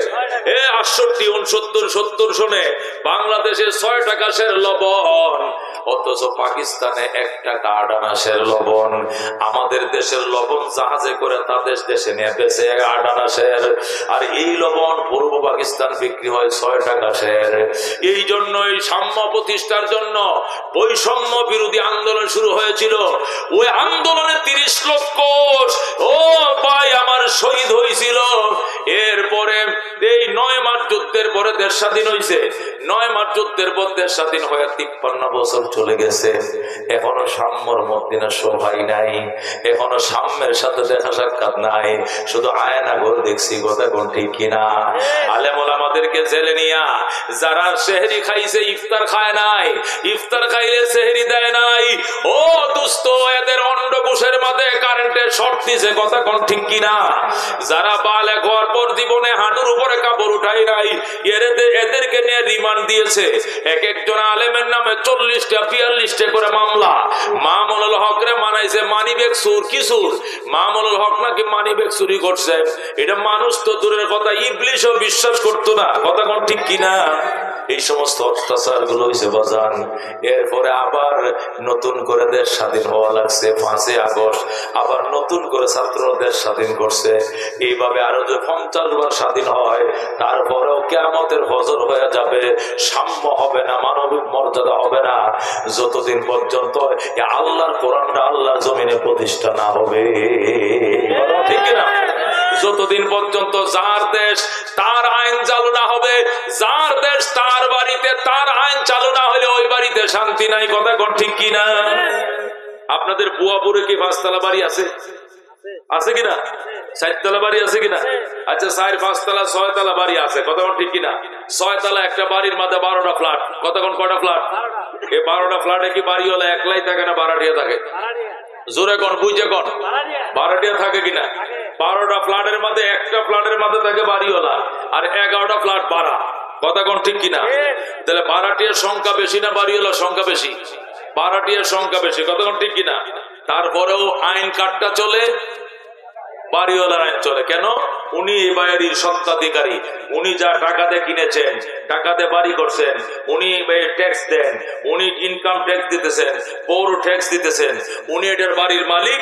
তুমি থাকলে ভাড়াটিয়া থাকতে হবে। বাড়িওয়ালা লিখে রাখছে 11টা 30 মিনিটে গেট বন্ধ। কথা কোন লিখে রাখছে কিনা? 11টা 30 মিনিটে গেট বন্ধ। এর মানে কি? ও ভাড়াটিয়া, তোমরা যদি 11 জন না, তোমরা 42 জন হইলেও আমার কথা মানতে হবে, 11টা 30-এর ভিতরে ঢুকতে হবে। কথা কোন ঠিক কিনা? এটা আমার বাড়ি, আমার আইন চলবে। কথা কোন ঠিক কিনা? ও দোস্ত, আল্লাহ এই দুনিয়ার বাড়ির মালিক কে? চাঁদ সূর্যের মালিক কে? ও মুসলমান, চন্দ্র সূর্যের চালায় কে? এই জমিনের মালিক কে? জাপান জার্মানের মালিক কে? চাঁদের দেশের মালিক কে? সূর্যের দেশের মালিক কে? আল্লাহ ডাক দেয়া কম, তোমার বাড়িতে যেরকম তোমার আইন চলে, তোমার আইন না চললে যেরকম ভাড়াটিয়া নামায়া দাও, আমার বাড়িতে আমার আইন চলবে। আমার বাড়িতে যদি থাকতে মন চায় তাহলে আমার আইন মানতে হবে। যদি মানতে মন না চায়, ফানফুজু লা তানফুজুনা ইল্লা বিসুলতান ফাবিআইয়ি আলা রাব্বিকুমা তুকাজ্জিবান। আল্লাহ বলেন, ইয়া মাশারাল জিন্নি ওয়াল ইনস, ও ও জিন এবং ইনসান শোনো, আমার বাড়িতে যদি থাকতো আমার আইন মানতে হবে, আমার আইন মানতে যদি মন না চায় তাহলে অন্য বাড়িতে চলে যাও, আমার বাড়ি ছেড়ে চলে যাও। আল্লাহ না যাওয়ার জায়গা নাই, কই যাইবা? যেখানে যাইবা দেখবা এখানে আমি আল্লাহর আইন চলতেছে। আল্লাহু আকবার। সুতরাং আমার কোন কোন আইনকে তুমি অস্বীকার করবা, একটাকে অস্বীকার করার সুযোগ নাই। এই জন্য দোস্ত উমর ফারুক রাদিয়াল্লাহু তাআলা আনহু, ওনার রাষ্ট্রের এরিয়া ছিল 2,55,00,000 বর্গ মাইল। আল্লাহু আকবার। আমাদের রাষ্ট্রের এরিয়া কত? 1,55,000 বর্গ মাইল। বাংলাদেশ কত বড়? 1,55,000 বর্গ মাইল। আর উমরের দেশ ছিল 2,55,00,000 বর্গ মাইল। জোরে বল সুবহানাল্লাহ। মানে সমানে অর্ধেকটা দুনিয়া। কোন পৃথিবীর সমান কয়টা? অর্ধেকটা পৃথিবী চালাইছে উমর। এরপর মানুষের উপরে বৈষম্য দূরের কথা দোস্ত, একটা পশু পর্যন্ত একটা পশুর উপরে বৈষম্য করতে পারে নাই, একটা পশু পর্যন্ত একটা পশুর উপরে বৈষম্য করতে পারে নাই। একে বলে কোরআনের আইন। জোরে বল সুবহানাল্লাহ। হযরত ওমর ফারুক রাদিয়াল্লাহু তাআলা আনহু মদিনায় খেজুর গাছের তলায় শুয়ে রইছে, আর পশ্চিমে 1,500 মাইল পশ্চিমে আফ্রিকার জঙ্গল থেকে হরিণ আর সিংহ একসাথে নদীর ঘাটে পানি পান করতে আইছে। হরিণ আর সিংহ একসাথে পানি পান করতে আইছে। সিংহ আর হরিণ একসাথে পানি পান করে। সিংহ এদিকে যায়, হরিণ এদিকে যায়। হরিণ একটু দূরে দাঁড়ায়, কো মামা একটু হুনেন, খারান। হরিণ কয় কি জন্য খারাইতাম? আগে তো আপনাদের অত্যাচারে জঙ্গলে থাকতে পারি নাই, শুধু দৌড়াইছেন আর দূরে দূরে খাইছেন, এখন কেমনে পরহেজগার হইলেন? একসাথে গালে গাল মিলে পানি খাইলাম, আমার দিকে একটু তাকাইলেন না, বাগিনার খবর লইলেন না, কারণটা কি? সিংহ ডাক দেখো, বাগিনা কথা কম কর, হযরতে ওমরের শাসন চলতেছে। আল্লাহু আকবার। হযরত ওমরের শাসন চলছে। মানুষ মানুষের উপরে বৈষম্য দূরের কথা, এটা পশু পর্যন্ত পশুর দিকে তাকানোর সাহস পায় না। কথা কোন ঠিক কিনা? তাকে বলে কোরআনের শাসন, তাকে বলে কোরআনের শাসন। क्या नजर दे जिसने मुर्दों को मसीहा कर दिया, दिल को रोशन कर दिया, आँखों को बीना कर दिया, खुद न थे जो राह पर औरों के हाथी बन गए, क्या नजर दे जिसने मुर्दों को मसीहा कर दिया, दिल को रोशन कर दिया, आँखों को बीना कर दिया। मरहबा। হযরত ওমর চিঠি লিখছে ইহুদিদের কাছে, ওই ফিলিস্তিন জেরুজালেমের কাছে, এ জেরুজালেম কর্তৃপক্ষ, আমি খলিফাতুল মুসলিমিন ওমর বলছি, ফিলিস্তিন আমার হাতে দিয়ে দিতে হবে। আমি কি আসবো নাকি তোরা আসবে? জেরুজালেমের ইহুদিরা উত্তর দিছে, যাবো না, আমাদের আসার দরকার, তারপর আপনি আইলে একটু খুশি হইতাম, আপনি কেমন মায়ের সন্তান একটু দেখতাম। আল্লাহু আকবার। আপনার ব্যবহারটা কেমন, কোন শক্তি দিয়ে অর্ধেকটা দুনিয়া শাসন করেন, শক্তির উৎসটা কোনটা একটু দেখতাম। দয়া করে যদি আপনি আমগো দেশে আইতেন খুশি হইতাম। আইতে দেরি হবে, জেরুজালেমের কাগজপত্র আপনার হাতে তুলে দিতে দেরি করব না। আসেন আসেন। হযরত ওমর সিটি পায়া গোলাম রে নিয়ে রওনা করছে, জেরুজালেম যাবে। জেরুজালেম মানে ফিলিস্তিন, মদিনার থেকে প্রায় 1500 কিলোমিটার। হযরত ওমর গোলামকে বললেন, গোলাম ওমর রেডি করো, গোলাম উট রেডি করো। গোলাম উট রেডি করলো। হযরত ওমর উটের পিঠে উঠে বসলো, গোলাম লাগাম ধরে টানতেছে, ওমর বসে রয়েছে। 3 মাইল গেছে, কয় মাইল? 3 মাইল পর্যন্ত রশি টানতেছে গোলামে, বসে রয়েছে অধ্যক্ষ জাহানের বাদশাহ ওমর। 3 মাইল যাওয়ার পর এক কদম বেশি যাইতে পারে না, ওমর গুন্যা রাখছে। 3 মাইল যাওয়ার সাথে সাথে ওমর লাগামটা টান দিয়া কয়, দাঁড়া। কয় কেন? পরে বলতেছি দাঁড়া। গোলাম দাঁড়াইছে, ওমর লাফ দিয়ে নামছে, নাইমে কয়, লাগামটা আমার হাতে দে, এবার তুই উটের পিঠে উঠে বয়, তুই বইসা থাকবে, অর্ধেক জাহানের বাদশাহ ওমর এগার লাগাম ধরে টানবে। ও মুসলমান, সাম্য কাকে বলে? মানবিক মর্যাদা কাকে বলে। এবার গোলাম উঠে বইছে, ওমর লাগাম ধরে টানতেছে, গোলাম কলা ইলাহা ইল্লা আনতা সুবহানাকা ইন্নী কুনতু মিনাজ জালিমিন। ওমর কয় তুই মুসিবতের কালমা পড়ছ কে? তোর উপরে কোন বিপদ হয়েছে? বিপদ মানে এটা কোন যে কোনো মুহূর্তে আইতে পারে। কি বিপদ? ঠাড়াও পড়তে পারে মাথায়, আসমান অবাঙ্গে পড়তে পারে। কারণ কি? অর্ধেক জাহানের বাদশা লেগাম ধরে টানে, আর আমি মফিজ বয়ে রয়েছে উটের ভিড়ের উপরে। ওমর ডাক দেখো, গোলাম কথা কম কমিয়া, কথা কম কর। তোমার কবরে তুমি যাইবা, আমার কবরে আমি যাইব। আমার কবরে তুমি যাইবা না, তোমার কবরে আমি যাইব না। আল্লাহ যদি হাসরের দিন জিজ্ঞাসা করে, ওমর অর্ধেক জাহানের বাদশা ছিলা, কিন্তু তোমার যে রক্ত মাংস দিয়ে বানাইছি, গোলাম রে থেকে রক্ত মাংস দিয়ে বানাইছি। সারা পথ শুধু সেই লাগাম ধরে টানলো, আর গোটা রাস্তা তুমি বসে আরাম করছো। গোলামের কি আরামের দরকার ছিল না? এই কথার কোনো জবাব আমার কাছে নাই। এই জন্য 3 মাইল আমি টানবো, সে বসবে, পরের 3 মাইল সে টানবে, আমি বসবো। এর বেশ কম করা যাবে না। এটাই সাম্য, এটাই মানবিক মর্যাদা, এটাই ন্যায় বিচার, এটাই কোরআন থেকে শিখছি, এটাই নবীর থেকে শিখছি। ধরে কর আল্লাহু আকবার। ও দোস্ত, এইটা প্রতিষ্ঠা না হওয়া পর্যন্ত আওয়ামী লীগ যাবে, বিএনপি আসবে, বিএনপি আসবে, জাতীয় পার্টি যাবে, অমুক আসবে, একটার পর একটা শুধু বদলে হবে, কিন্তু আমগর কপালে ভাগ্যের পরিবর্তন ঘটবে না। কথা কোন ঠিক কিনা? এই জন্য দোস্ত কোরআন লাগবে। আল্লাহ কয় এই জন্য রাজনীতির মধ্যে ইসলাম আছে না নাই? আছে কিনা? এবারের নির্বাচনে কোরআনের পক্ষে যদি সব আলেম ওলামা ইসলামী শক্তি সব নিয়ে এক হইয়া একবার কোরআনের পক্ষে একটু ভিক্ষা চাইতে আসে, কারা কারা দিতে রাজি আছেন? হাতটা বাড়ান দেখি। লিল্লাহ তাকবীর। আল্লাহ কবুল করে ধরে আমি আল্লাহ কউদুখুলু ফিস সিলমি কাফা, ঈমানদাররা ইসলামের ভিতরে পরিপূর্ণ ঢুকো। ওয়ালা তাত্তাবিউ খুতুওয়াতিশ শাইতান, শয়তানের অনুসরণ করিও না। শয়তান বুঝাইবো, কি বুঝাইবো? শয়তান বলবে বুড়ের মধ্যে কোনো ইসলাম নাই, বুড়ের মাঝে কোনো কি নাই, ইসলাম নাই। হুজুর আর ইসলাম হইলে শুধু মসজিদে টুপিটা মাথার দেওয়ার 2 রাকাত নামাজ বেশি করে পড়তে হইব। ইসলাম হইলো নামাজ আর রোজা, রোজার মাসে রোজা রাখন, পয়সা থাকলে জাকাত দেওয়া, আরো পয়সা থাকলে হজ করা, আর টুপি মাথার দেওয়া চলা। আইল কাটার মাঝে ইসলাম নাই, যে যত কাটতে পারে। সীমানার খোঁড়া লাগানোর মাঝে ইসলাম নাই। জোর যার মুলুক তার। আর নির্বাচনের মধ্যে তো নাউজুবিল্লাহ মিন যালিক ইসলাম মোটেও নাই। নির্বাচনে তো ইসলাম কি মুডাও নাই। হুজুররাও রাজনীতিতে নাইমা বসে, দেখছো কারবা, এটা কিয়ামতের আলামত। হুজুররাও রাজনীতিতে নাইমা বসে, অঞ্চল এটা বলে কিয়ামতের আলামত। উমর যে দেশ চালাইছেন এটা কিয়ামতের আলামত চালাইছি। আবু বকর যে চালাইছে এটা কিয়ামত চালাইছেন কেন? আল্লাহু আকবার বল, আল্লাহু আকবার। এই জন্য আল্লাহ কউদুখুলু ফিস সিলমি কাফা, ইসলামে কমপ্লিট ঢুকো, কমপ্লিট ঢুকো। এটার একটা শানে নজরুল বললে আরো ভালো করে বুঝবেন। শানে নজরুলটা কি বলবো আমি? জোরে কোন বলবো? আল্লাহ নবী মদিনায় যাবেন। কই যাবেন? হিজরত করতে কোথায় যাবেন? মদিনা। খেয়াল করে শুনেন, দামি কথা। কিন্তু মদিনার মানুষ যখন শুনছে নবী মদিনা আইতেছে, হায় রে মদিনার মানুষ, মেয়েরা ঘর লেপতেছে। ঘর লেপা বুঝেন? আগের দিনে কাঁচা মাটির ঘর কি করতো? ঈদের আগে সুন্দর করে মহিলারা ফুল তুলে তুলে এভাবে লুসনি দিয়া লেপতো। এখন না টাইস টুইস লাগানো উচ্চা বাচ্চার আগে। আগের দিনে কি ঘর লেপতো কিনা? ঈদের সময় কেউ তাঁতিরা লেপতো কিনা?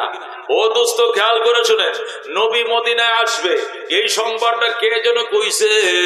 আবু বকরকে নিয়ে নবী রওনা করছে। মদিনার মেয়েরা ঘর লিখে রাখছে, দোতলা খালি করে আর নিচতলায় হেরা থাকে। দোতলায় নবীর জন্য দামি দামি মোরগ হাঁস কিনে রাখছে। যে খাদ্যের ব্যবস্থা করার দরকার সব করে রাখছে। মশারিটা ধুয়ে রাখছে, বিছনা চাদরটা ধুয়ে রাখছে। নবী যদি আমগো বাড়িতে আই, চাদরটা ধুয়ে রাখি, বালিশ কবরটা ধুয়ে রাখি, গড়টা লিখে রাখি। জোরে কোন সুবহানাল্লাহ। আল্লাহ নবী মদিনার কাছে এসে গেছে, আর 4 মাইল বাকি। কয় মাইল বাকি? আর 4 মাইল বাকি। নবী একদম মদিনার কাছে চলে আসছে। মদিনার মানুষ নবীকে আগায় আনার জন্য গেছে। আল্লাহু আকবার। ছোট ছোট বাচ্চারাও গেছে, নারী শিশুর কিশোরীরাও, মেয়েরাও গেছে, ছেলেরাও গেছে।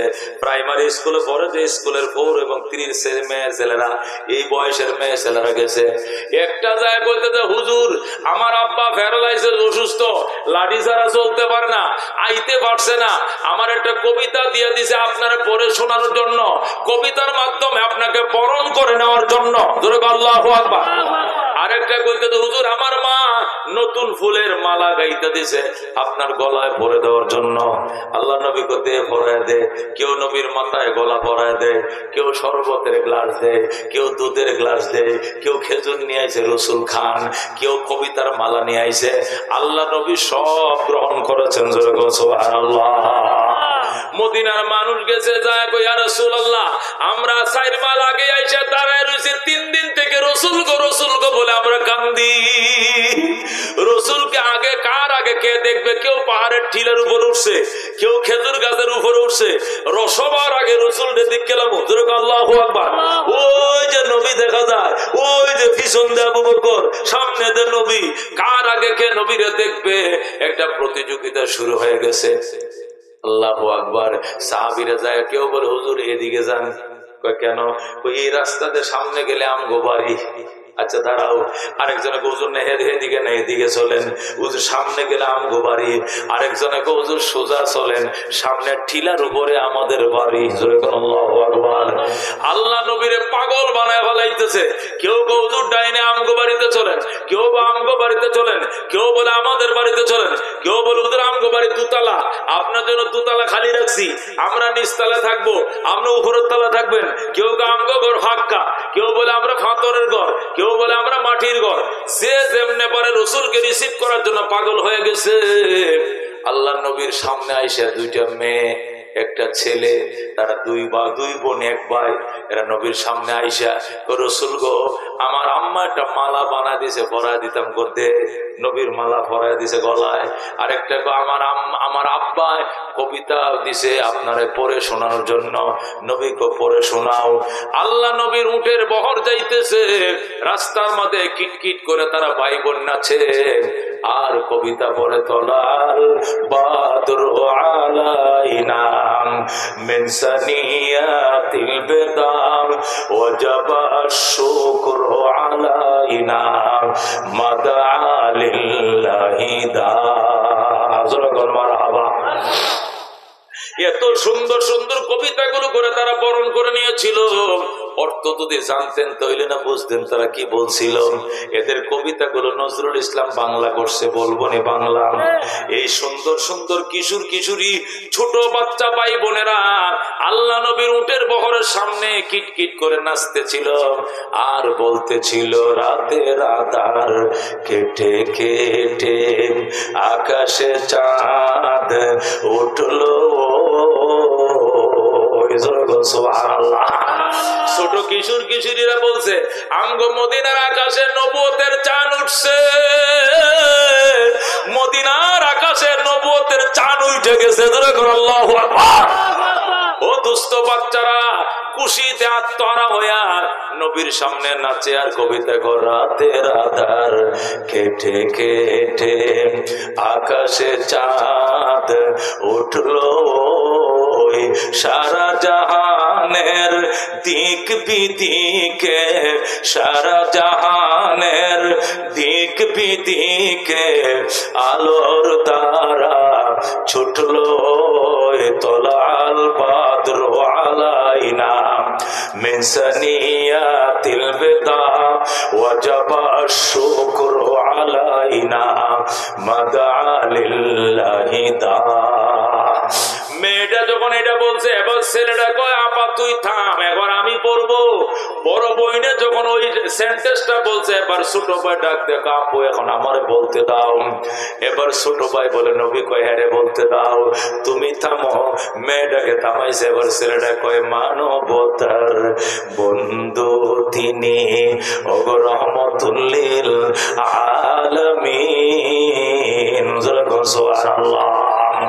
মানবতার বন্ধু তিনি রহমতুল লিল আলামিন। তাই তো শুকর আদায় করি, তাই তো শুকর আদায় করি, কুল মাখলুকাত নিশিদিন তলাল বাদরু আলাইনা মিন সানিয়াতিল বেদা ওয়াজাবা শুকরু আলাইনা মাদা লিল্লাহি দা। মারহাবা। আপনার একটু জিকির করেন, আপনি পানি খাইবে মহব্বতের। লা ইলাহা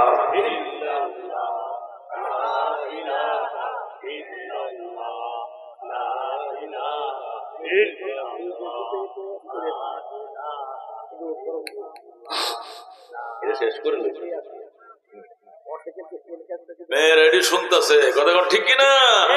মেয়েরাও নবীরে গজল গাইছে, ছেলেরাও গাইছে। আল্লাহ নবী সাল্লাল্লাহু আলাইহি ওয়াসাল্লাম এইভাবে মাথা ঝুলাইতেছিলেন আর কবিতা শুনতেছিলেন। একটু পরে নবী ডাক দেখো, আল্লাহ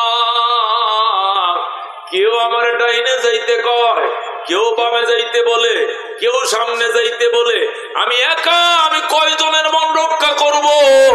আল্লাহ তুমি শুনায় দাও আমি কি সিদ্ধান্ত নিলে ভালো হয়। আল্লাহ ডাক দেখো, বন্ধু লেগামটা ছেড়ে দাও, উটের লেগাম ছেড়ে দাও। লেগাম আমি আল্লাহ আমার হাতে নিয়ে নিলাম। আল্লাহু আকবার। আল্লাহ নবী আস্তে করে উটের লাগাম ছেড়ে দিচ্ছে। এখন সাহাবায়ে কেরাম বলে, হুজুর আপনার লাগাম ছেড়ে দিলেন কেন? লাগাম তো হলো এটা হিয়ারিং, স্টিয়ারিং, কতক্ষণ ঠিক কিনা, এটা দিয়ে গাড়িটা চালায়। উটের এবং ঘোড়ার হলো লাগাম দিয়ে, ডাইনে টান দিলে ডাইনে যায়, বামে টান দিলে বামে, সোজা টান দিলে সোজা দৌড়া। এটা তো আপনারা বুঝে নেই, এটা স্টিয়ারিং সিস্টেম, এটাতে গাড়িটা চালায় যেমনে। এখন আপনি যে লেগাম ছেড়ে দিলেন, এখন উট কোন দিকে যাবে? নবী ডাক দেখো, সাহাবায়ে কেরাম লাগাম আমি ছাড়ি নাই, লাগাম আমার হাত থেকে আমার আল্লাহ নিজের হাতে নিয়ে নিছে। আল্লাহ বলছে লাগাম আমার হাতে ছেড়ে দাও, আমি উটের লাগাম আল্লাহর হাতে ছেড়ে দিয়েছি। এখন আল্লাহ যারে পছন্দ করেন উট তার বাড়িতে যাবে। সুবহানাল্লাহ। এখন নবী কয় তোমরা দুরূদ শরীফ পড়ো, দেখি আমি কার ভাগ্যে আছি। এখন বুঝে যাইব ভাগ্য পরীক্ষা। সাহাবায়ে কেরাম আল্লাহুম্মা সাল্লি আলা মুহাম্মাদ ওয়া আলি মুহাম্মাদ জোরে জোরে পড়তেছে, আল্লাহুম্মা সাল্লি আলা মুহাম্মাদ ওয়া আলি মুহাম্মাদ, সবাই পড়তেছে আর মনে মনে কইতেছে, আল্লাহ আমগো বাড়িতে তোমার নবীরে নিও, আমগো বাড়িতে নিয়ে আমার মা ঘর লিপে রাখছে, চাদর ধুয়ে রাখছে, সবাই সবারটা বলতেছে। হঠাৎ করে ওমর ডান দিকে, হঠাৎ করে উঠটা ডান দিকে মোড় নিয়া ঠিলার উপরের উপরে উঠা একদম একটা বাড়ির উঠানের মধ্যে যায় শুয়ে গেছে। ও দোস্ত, পাহাড়ের উপরে উঠছে, ঠিলার উপরে উঠা একবারই এক সাহাবীর বাড়ির উঠানে শুয়ে গেছে। নবী ডাক দেখো, বাড়ির মালিক কে? বাড়ির মালিক কে? হযরতে আবু আইয়ুব আনসারী ডাক দেখো, হুজুর আমি এই বাড়ির মালিক। বলেন আল্লাহু আকবার। নবী ডাক দেখো, আবু আইয়ুব তুই বড় ভাগ্যবান, আল্লাহ আমার তোর বাড়িতে আনছে। হুজুর আপনি আয়েন না? আমি আহি নাই, লাগাম তো আমার হাতে ছিল না, লাগাম তো আল্লাহর হাতে ছিল, আল্লাহ নিজের হাতে ধরে তোমার বাড়িতে আনছে। আল্লাহু আকবার। আবু আইয়ুব আনসারী কয় আলহামদুলিল্লাহ, লাকাল হামদু ওয়া লাকাশ শুকর ইয়া আল্লাহ। ও আল্লাহ তোমার প্রশংসা, তোমার সব প্রশংসা। আবু আইয়ুব আনসারী আল্লাহর প্রশংসা করতেছে। নবী ডাক দেখো, আবু আইয়ুব রে, আবু আইয়ুব একটা কথা মানবে নাকি? মানবো। আচ্ছা, আমার 3 দিন পর্যন্ত আগায় আনার জন্য মেয়েরা ছেলেরা সব দাঁড়ায় রয়েছে, রসুল গো রসুল গো কয়ে কাঁদতেছে, এদের পেটে কোনো আহার নাই। আমার মন চাইছিল একটু মেজবান দিয়ে এদের সবাই যদি এক বেলা তুই খাওয়াইতি। আবু আইয়ুব আনসারী হুজুর আলহামদুলিল্লাহ আমি খুশি, যতটা উট লাগবে আমি এতটা উট জবাই করবো, আমি মদিনার বিশিষ্ট ধনী, আপনি চিন্তা করেন না। যারা আল্লাহু আকবার। আবু আইয়ুব আনসারী রাদিয়াল্লাহু তাআলা ডেক বসাইছে, মেজবানের ডেক বসায় দিয়েছে, মেজবান শুরু হয়ে গেছে, উটের গোশত বোনা হইতেছে আর মেয়েরা রুটি বানাইতেছে নবীর জন্য এবং নবীর সাথে যারা বরযাত্রী আছে সবার জন্য। সুবহানাল্লাহ। হঠাৎ করে যখন রান্নার ধোঁয়া উঠতেছে, ঠিলার উপরে বাড়ি, কোথায় বলছিলাম বাড়িটা? ঠিলার উপরে বাড়ি। ঠিলার উপরে বাড়িতে যখন ধোঁয়া উঠতেছে, ওই ঠিলার নিচে খেজুর বাগানে ইহুদিদের সর্দার আব্দুল্লাহ ইবনে সালাম উনি বাগানে খেজুর কাটতেছে, রাখালদেরকে নিয়ে, কাজের লোক নিয়ে খেজুর কাটতেছে। নবী যখন মদিনায় আসছিলেন তখন খেজুর কাটার সিজন ছিল, জুলাই মাস ছিল। কি মাস ছিল? আর জুলাই মাস ছিল। ওই সময় খেজুর কাটার ধুম। আরবের একটাই ফসল, এটা হলো খেজুর। এই খেজুর কাটার টাইম ছিল। হযরত আব্দুল্লাহ ইবনে সালাম উনি রইসুল ইহুদ, ইহুদিদের লিডার ছিলেন, ইহুদি পাদ্রী ছিলেন। উনি তখন মুসলমান হন নাই, উনি ওই বাগানে খেজুর কাটতেছিলেন। উনি যখন দেখলেন ওই আবু আইয়ুব আনসারীর বাড়ির মধ্যে ধোঁয়া উঠতেছে, তখন উনি বুঝে ফেলাইছে নিশ্চয় আমার দোস্তের বাড়িতে কোনো বিয়ার অনুষ্ঠান চলছে, নিশ্চয় কোনো দাওয়াতের অনুষ্ঠান, নতুবা ডেক বইছে। এইভাবে ধোঁয়া উঠতেছে, কারণটা কি? গোলাম রে পাঠায় গো, জলদি যা, আমার দোস্তের বাড়িতে কি এর অনুষ্ঠান দেখে, আমার তো দাওয়াত দেয় নাই। আমার দোস্তের বাড়িতে বড় অনুষ্ঠান দেখা যায়, যেভাবে ধোঁয়া উঠতেছে নিশ্চয় রান্না বাড়ার কোনো আয়োজন, কিন্তু আমারে দাওয়াত দিল না। ঘটনাটা কি? গোলাম গেছে, গোলাম দৌড়ায় যায়, ঘুরে এসে বলছে, স্যার, ও স্যার শুনেন, আমার মালিক শুনেন, যে এতদিন পর্যন্ত আপনি তাওরাত শরীফ পইরা পইরা যে আখিরি নবীর গল্প আমাদেরকে শোনাইতেন, ওই রহমতুল্লিল আলামিন আপনার দোস্তের বাড়িতে, আবু আইয়ুব আনসারীর বাড়িতে তশরিফ আনছে। যে নবীর ঘটনা তাওরাত পড়ে পড়ে আমাদেরকে শুনাইতেন, ওই নবী আপনার বন্ধুর বাড়িতে তশরিফ আনছে। আপনার বন্ধু নবীর আগমনকে স্বাগতম জানায় খুশিতে মেজবান দিয়ে দিছে। এই জন্য মেজবানের ডেক চলতেছে। আবু আইয়ুব আনসারী ডাক দিয়ে এক দৌড় দিছে। কি কইলে? নবী আইছে, নবী আইছে, নবী আইছে, নবী আইছে, কই দৌড়টা দিছে রে, এক দৌড়ে পাহাড়ের উপরে উঠে গেছে। জোরে করে আল্লাহু আকবার। আবু আইয়ুব আনসারীর বাড়ির উঠানের মধ্যে যায় পড়ছে। কেডা? ওই আব্দুল্লাহ ইবনে সালাম ইহুদি যায় পড়ছে। ওরে দমের উপরে দম ফেলতেছে, মানে কি ফাঁপাইতেছে। নিচে জায়গার থেকে উপরে উঠলে কষ্ট হয় না? কষ্ট হয় কিনা? নিচে জায়গার থেকে উপরে উঠছে, ফাঁপাইতেছে, দৌড়ায় কয়, আবু আমার দোস্ত আবু আইয়ুব আনসারী, তুই কই? তোর বাড়িতে নবী তশরিফ আনছে, তুই তো আমারে কইলে না, তুই তো আমারে জানাইলে না। আমি নবীরে দেখতে আইছি, নবীর কাছে লয়ে যা। আবু আইয়ুব আনসারী কয়, তোরে কাছে জানাইবো? তুই হলো ইহুদি বাচ্চা, আমরা মুসলমান, মুসলমানদের নবী আইছে, তোর আবার আমলটা কি, তোর আবার প্রমোদ কিসের, তোরে দাওয়াত দেই নাই। আবু আইয়ুব আনসারী কয়, তুই জানোস না এই নবীরে পাইলে আর ইহুদি থাকবো না, আমিও মুসলমান হয়ে যাব। আমার নবীর সাথে একটু দেখা করতে দে, নবীর সাথে দেখা করতে দে। আবু আইয়ুব আনসারী কয়, না মুডেও না, তুমি ইহুদি, তুমি কেন নবীর সাথে দেখা করবা? আবু আইয়ুব আনসারী, তুই নবীর সাথে পরামর্শ কর, নবী যদি অনুমতি দেয় তাহলে আমার দেখতে দিবে, নবী অনুমতি না দিলে আমি যাব না নবীর কাছে। তখন আবু আইয়ুব আনসারী যায়, ইয়া রাসূলুল্লাহ, আমাদের মদিনার একজন শিক্ষিত ভদ্রলোক, ওনার নাম আব্দুল্লাহ ইবনে সালাম, উনি ইহুদিদের পাদ্রী, ইহুদি তাওরাত কিতাবটা পুরো মুখস্থ। এই লোকটা আপনাকে দেখতে আইছে, এতক্ষণ তো সব মুসলমানরা আইছে, আর এখন আইছে ইহুদির বাচ্চা, এখন কি করা? রাসূল কর নাম কি? কর নাম আব্দুল্লাহ ইবনে সালাম। নবী কয়, এর নাম আমি মক্কায় থেকে শুনছি, আইতে দে, আইতে দে, বাধা দিস না। জোরে কর আল্লাহু আকবার। রাস্তা খুলে গেছে। আবু আইয়ুব আনসারী কয়, দোস্ত তোর জন্য পারমিশন হইছে, যা রওনা কর।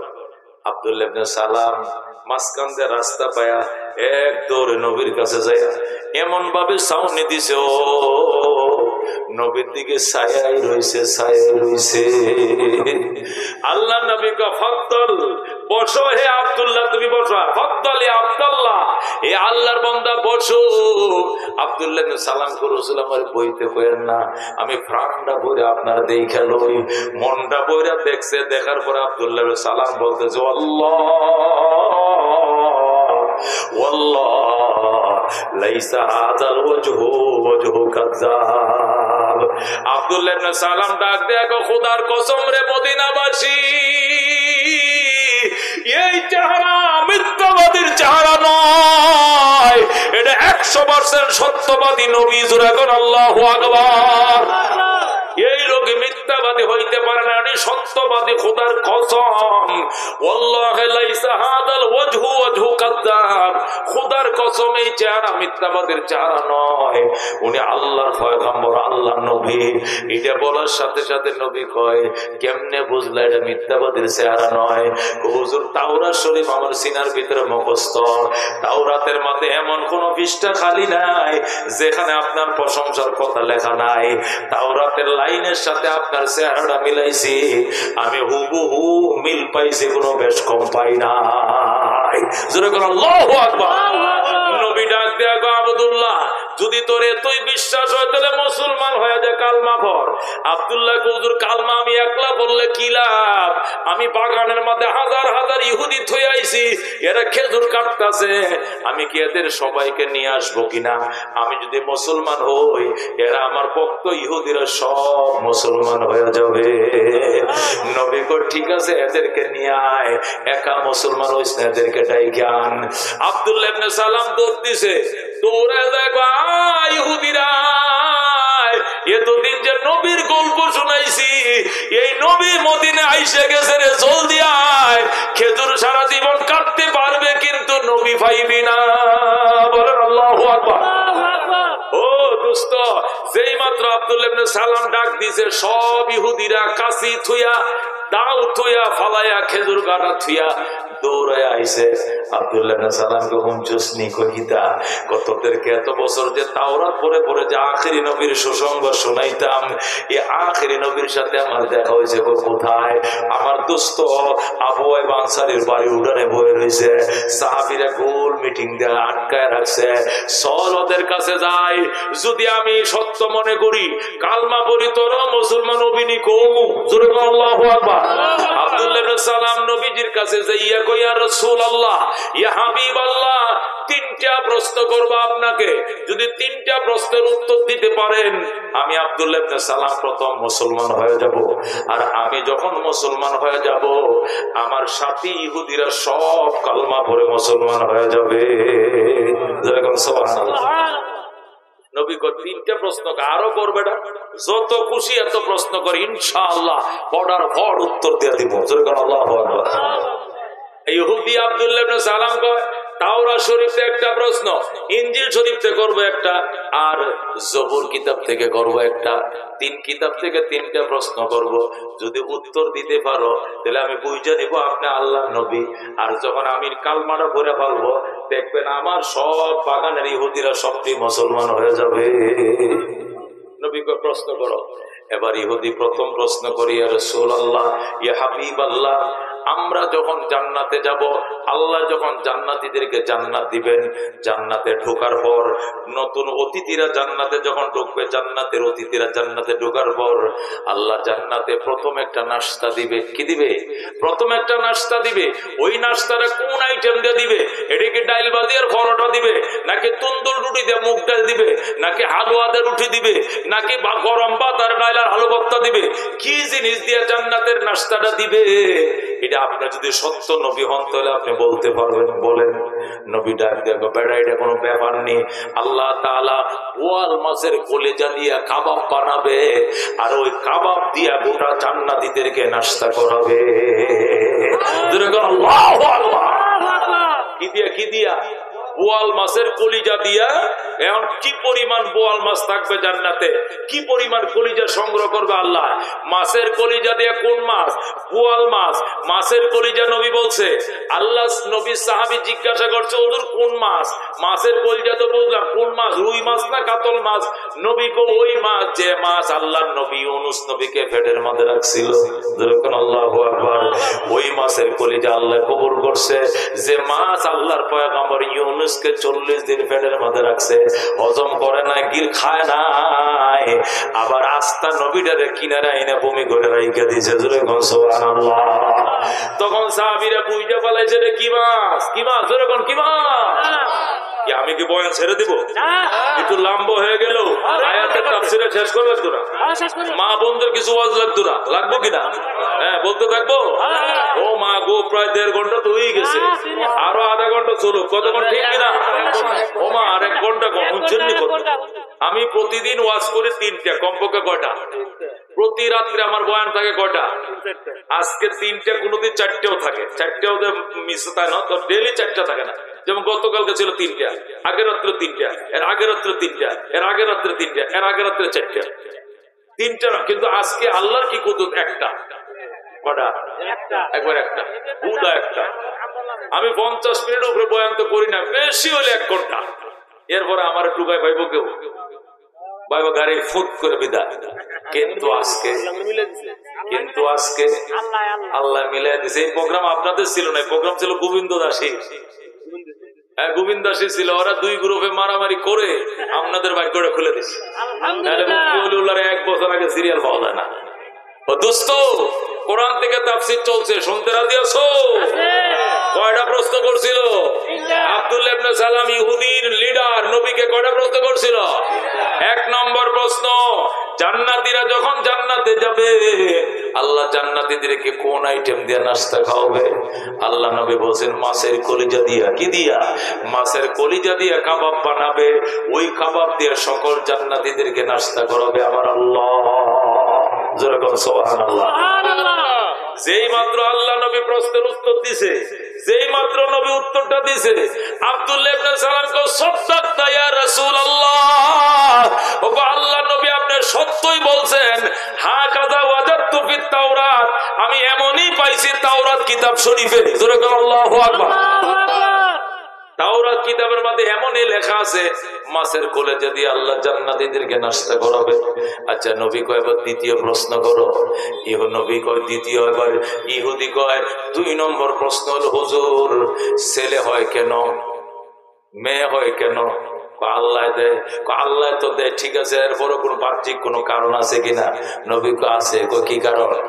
ইজা গালাবা মা উর রজুলে আলা মা ইল মারাতে ফাতালিদুল ওয়ালাদু আর রাজুলা, যদি পুরুষের পানি নারীর পানির উপরে বিজয় লাভ করে, মিলন যুদ্ধে যদি স্বামী জিতে যায়, এই মিলনে যদি গর্ভে বাচ্চা ঢোকে, ছেলেরা হবে বাচ্চা, বাচ্চারা হবে ছেলে। আল্লাহু আকবার। আর মিলন যুদ্ধে যদি স্বামী হেরে যায়, স্ত্রী জিতে যায়, স্বামীরটা আউট হয়ে গেছে, কিন্তু স্ত্রীটা আউট হয় নাই, অনেক পরে ওনারটা আউট হয়েছে।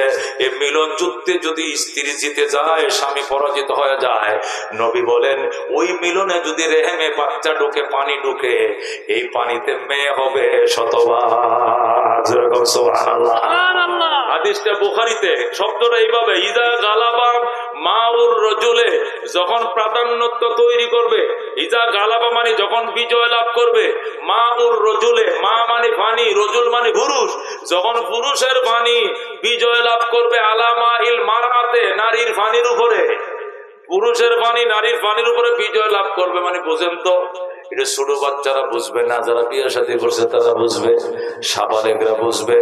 মিলন যুদ্ধে যদি স্বামীরা বিজয় লাভ করে, আর এই মিলনের উত্তেজনায় রেহেমের ভিতরে পানি ঢুকে, সন্তানটা ছেলে হওয়ার সম্ভাবনা বেশি। আল্লাহু আকবার। আর যদি মিলন যুদ্ধে স্ত্রীরা বিজয় লাভ করে, স্বামীরা দুর্বল, হিরোইন ইয়াবা বাবা খায়া যৌবন দিছে পানিতে ভাসায়া, টুক্কা টুক্কায় আউট হয়ে যায়, কিন্তু মেয়ের আউট হয় না। এই মিলনে যদি গর্ভে বাচ্চা আসে, বাচ্চাটা মেয়ে হবে, মেয়ে হবে, মেয়ে হবে। যেরকম আল্লাহু আকবার। সাহাবী কয় যদি মেয়ে না হয়, মেয়ে যদি নাও হয়, অন্তত এই বাচ্চারা তার মার কালার হয়ে, বাপ কালো মা সুন্দর, বাচ্চারা সুন্দর। মার কালার নাও হয়, নাহলে মার চরিত্র হলো ভাই, এই বাচ্চারা মার। আর যদি বাবারটা বিজয় লাভ করে, ছেলে হবে, ছেলে যদি না হয় মেয়ে হয়, তাহলে মেয়েটা মার সুন্দর কালারটা না হয়, বাবার কালো কালার হয়ে, ছেলে হয় না মেয়ে হয়েছে, মেয়ে হলে মেয়েটা বাপের কালার পাইবে। দেখা গেছে বাপ কালো মা সুন্দর, বাবা আশা করছিল এটা সুন্দরী মাই আল্লাহ দিব এর মার মতো হলে, কিন্তু মা মেয়ে হয়ে গেছে বাপের মতো। এরকম হয় কিনা? হয় কিনা? এটারও কারণ আছে। আল্লাহ নবী এত সুন্দর করে উত্তরটা দিলেন, সাহাবী কো সাদাক্তা ইয়া রাসূলুল্লাহ, ওগো আল্লাহর হাবিব আপনি শতভাগ সত্য বলেছেন, এমনই পাইছি আমি আসমান কিতাবে। আল্লাহু আকবার। রাসূল কয় এবার 3 নম্বর প্রশ্ন কর।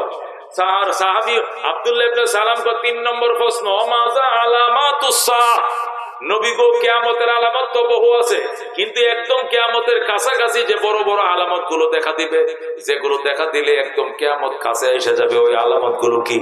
রাসূল টাস করে বলা শুরু করলেন, ইজাত তুফিজাল ফাইয়ু দেওয়ালান ওয়াল আমানাতু মাগনামান ওয়াজ যাকাতু মাগরামান ওয়া তুউল্লিমা লিগাইরিদ দিন ওয়া আতার রাজুলু ইমরাতাহু ওয়া আক্কা উম্মাহু ওয়া আদনা সাদিকাহু ওয়া আকসা আবাহু ওয়া যাহারাতিল কায়নাতু ফিল المساجد وشربت الخمور وظهرت القينات والمعاصي ولعن آخر هذه الأمة أولها وأكرم الرجل مخافة শাররিহি ওয়া সাদাল কাবিলাতা ফাসিকুহুম ফান্তাদিরু ইনদা যালিকা রিহান হামরা ওয়া জালজালাতান ওয়া কাযফান ওয়া মাসখান ওয়া ফাসখান ওয়া আয়াতিন তাতাবাউ কানিজামিন কুতিয়া সিলকুহু ফাতাতাবা রাওয়াহু তিরমিজি আও কামা ক্বালা an-নবী আলাইহিস সালাতু ওয়াস সালাম। মারহাবা।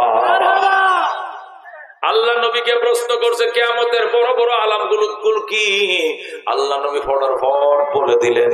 যখন নবী বলে দিলেন, আব্দুল্লাহ ইবনে সালাম কো সাদ্দাকতা ইয়া রাসূলুল্লাহ, ও আল্লাহ নবী আপনি শতভাগ সত্য বলেছেন, এমনই আসমানি কিতাবে পাইছি। নবী কা আবার প্রশ্ন কর। হুজুর প্রশ্ন তিনটা শেষ, আর লাগতো না, এখন কি করবে? আব্দুল্লাহ ডাক দেয়া কো আশহাদু আল্লা ইলাহা ইল্লাল্লাহ ওয়া আশহাদু আন্না মুহাম্মাদান আবদুহু ওয়া রাসূলুহু। কালমা পড়ে আব্দুল্লাহ মুসলমান হয়ে যায়। জোরে বল সুবহানাল্লাহ। যেই মাত্র আব্দুল্লাহ ইবনে সালাম মুসলমান হইছে, পিছন থেকে ইহুদির খেজুর বাগান থেকে আইছিল বৈশারের সবটি নবীর পায়ের মধ্যে পড়ে কয় আশহাদু আল্লা ইলাহা ইল্লাল্লাহ ওয়া আশহাদু আন্না মুহাম্মাদান আবদুহু ওয়া রাসূলুহু। সবাই কালমা পড়ে মুসলমান হয়ে যায়। মনের মাঝে শুধু এই বেদনা, আসবে কবে সেই সূর্য সেনা, যারা করবে জানি কোরআনে যে ধরায়, যারা করবে জানি কোরআনে যে ধরায়, যাদের অভাবে আজ এই হতাশা পূরণ করিবে যারা, জাতির আশা তাদেরই পথ ছেড়ে আমি অসহায়, করব জানি কোরআনে যে ধরায়, যারা করবে জানি কোরআনে যে ধরায়। জোরে কর মারহাবা। মেয়ে বুড়ো যা দিল সব কালমা পড়ে মুসলমান হয়ে যায়। আল্লাহ নবী ডাক দেয়া কয় যাও, এবার যাও, সবাই বাগান থেকে খেজুর কাটা তুই আইসো, সবাই বাগানে যাও, খেজুর কাটো যাও। খেজুর কাটা শেষ হলে এরপরে আইসো। সাহাবীরা, নতুন সাহাবীরা কালমা পড়ে মুসলমান হয়েছে, সব খেজুর বাগানে গেছে আব্দুল্লাহ ইবনে সালামের সাথে খেজুর কাটার জন্য। খেজুর খাইতে খেজুর উঠাইয়া গোলা ভরার পর আবার নবীজির দরবারে আইছে। নবী গো তোমরা কেমন আছো? খুব ভালো আছি। ইসলামের জীবন কেমন চলছে? হুজুর খুব ভালোই চলছে। আচ্ছা এতদিন তো তোমরা ইহুদি ছিলা, এখন তো এই যে 2-3 মাস হয়েছে তোমরা মুসলমান হয়েছো, এখন কি ইহুদি ধর্মের সাথে আমাদের ধর্মের কোন সংঘাত আছে নাকি? কোন টাকরাও আছে নাকি? কোন সংঘর্ষ লাগে? হুজুর লাগে না, সব ঠিকঠাক আছে, কিন্তু দুইটা জিনিস। কটা জিনিস? দুইটা জিনিসের সংঘর্ষ লাগে। কয় কি জিনিস? এক নম্বর জিনিস হলো ইহুদি ধর্মের মাঝে সপ্তাহের ছুটির দিন ছিল শনিবার। কিবার? এখনো ইহুদিরা কিবারে ছুটি দেয়? এখনো খ্রিস্টানরা ইহুদিরা সপ্তাহ ছুটি কিবারে দেয়? শনি রবিবারে দেয়, ওরা শুক্রবার দেয় না। ইহুদি ধর্মের সপ্তাহের দিন ছিল শনিবার, ঈদের দিন ছিল শনিবার, সপ্তাহ ছুটিও ছিল শনিবার। কিন্তু মুসলমান হইয়া দেখি মুসলমানদের সাপ্তাহিক ঈদের দিন হয়েছে শুক্রবার। এই যে ফেস্টা লাগছে। আমি আগে শনিবারে রোজা রাখতাম, নফল রোজা, এটা সওয়াব বেশি, কিন্তু মুসলমান হওয়ার পরে আমার ফেস লাগে গেছে। এখন কি করবো? আমি কি শনিবারে রাখবো না শুক্রবার রাখবো? নবী কই তুই কি করবে? আব্দুল্লাহ ইবনে সালাম কো রাসূল, তাওরাতটা আমার সিনার মধ্যে মুখস্থ, এই বিবেচনায় আমার মাথায় আসতেছে আমি দুইটাই রাখবো রোজা, একটা শনিবারে রাখবো আর একটা শুক্রবারে রাখবো, দুইটাই রাখবো, যেটাই লাগিয়ে যায়। দুইটাই করবো, জায়গায় লেগে যায়। নমাজও করবো, আবার মন্দিরে যায় রাম কৃষ্ণ কম, যেটাই লেগে যায়। আছে না কিন্তু মুসলমান মসজিদে আল্লাহ আল্লাহ, মন্দিরে রাম রাম করে, আছে কিনা? মন্দিরে যা তিলক পরে, সিঁদুর পরে, মসজিদে আলে হেজাব টেজাব পরে একবারে আবার খাটি ফাক্কা মুসলমান রাবিয়া বসরি, আবার মন্দিরে গেলে আবার খাট্টা হিন্দু ঠাকুর। কথা কোন ঠিক কিনা? এরকম আছে কিনা? আব্দুল্লাহ ইবনে সালাম কয়, ইয়া রাসূলুল্লাহ, ভুল ত্রুটিয়া মাফ করেন, মেন ফতোয়া তো আপনি দিবেন, কিন্তু আমার যেহেতু জিজ্ঞাসা করছেন এই জন্য আমি চিন্তা করতেছি কি করা যায়, কি করা যায়, কি করা যায়, কি করা যায়। রোজা দুইটা রাখবো, আগে শনিবারে রাখতো, শনিবারটাও ঠিক রাখবো, আবার শুক্রবার নতুন ইসলাম ধর্মের শুক্রবারও ঠিক রাখবো, দুইটাই রাখবো, যেটাই লাগে। নবীকে হবে না, শুক্রবার ধরো শনিবার ছাড়ো, কমপ্লিট মুসলমান হয়ে যাও। শুক্রবার ধরো শনিবার ছাড়ো, কমপ্লিট মুসলমান হয়ে যাও। এই হলো 1 নম্বর। ও যে আয়াত করছিলাম 208 নম্বর আয়াত, এই আয়াতের শানে নজুল বয়ান করতেছে এতক্ষণে। কি জন্য আয়াতটা নাযিল হয়েছিল? 1 নম্বর কারণ এটা। 2 নম্বর, নবী বললেন আর কি সমস্যা ইসলাম ধর্মের সাথে?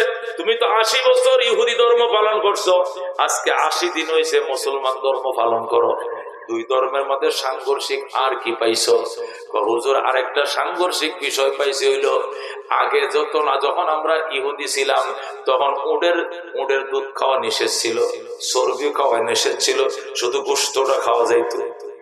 ইহুদি ধর্মের বিধান হলো গরু, উট, বেড়া, দুম্বা এগুলোর গোশত গুলো খাওয়া যাবে। গোশতের সাথে সাথে চর্বি থাকে না, তেল থাকে না, তেলের টুকরা গুলো সাদা সাদা, এটি খাওয়া হারাম। এগুলো কাইটে কাইটে চাকুতে ফালাই দিতে হয়।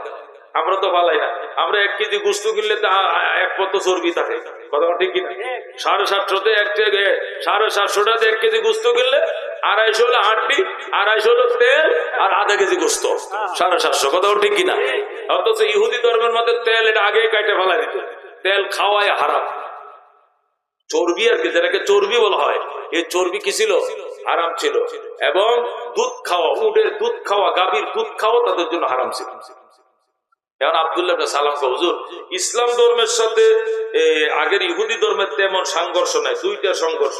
একটা তো বললাম শুক্রবার শনিবারের সংঘর্ষ, আরেকটা হলো ইহুদি ধর্মের মধ্যে গোশত খাওয়া বৈধ ছিল, চর্বি খাওয়া নিষেধ ছিল, আর দুধ খাওয়া নিষেধ ছিল। কিন্তু ইসলামে আইসা দিকে দুধ হলো 1 নম্বর খাবার, সারাবান তহুর, এটা মহাপবিত্র খাবার। এটার উপরে প্রোটিন যুক্ত কোন হাই প্রোটিন কোন খাবারই নাই, এটা মহাপবিত্র জিনিস, নবী রাসূলরা পর্যন্ত খায়। সুতরাং এখন আমি তো পুরো পেঁচে পড়ে গেলাম, এখন আমি যে মুসলমান হয়েছি, আমি কি এখন কি চর্বিও খাইতে পারবো আর দুধও পান করতে পারবো, না ইহুদি ধর্ম অনুযায়ী ছেড়ে দিতে হবে? রসুলকে এখন তুমি মুসলমান হয়েছো না? হয়েছি। তো তোমার মনে কি কয়? তুমি একজন ইহুদি ধর্মের পণ্ডিত হিসাবে, ইহুদি ধর্মের একজন পাত্রী হিসাবে তুমি বলো তো কি কইলে ফতোয়াটা ভালো হয় বলো? আপনি তো ফতোয়া দিবেন, তবে আমার মতামত হইল চর্বি আর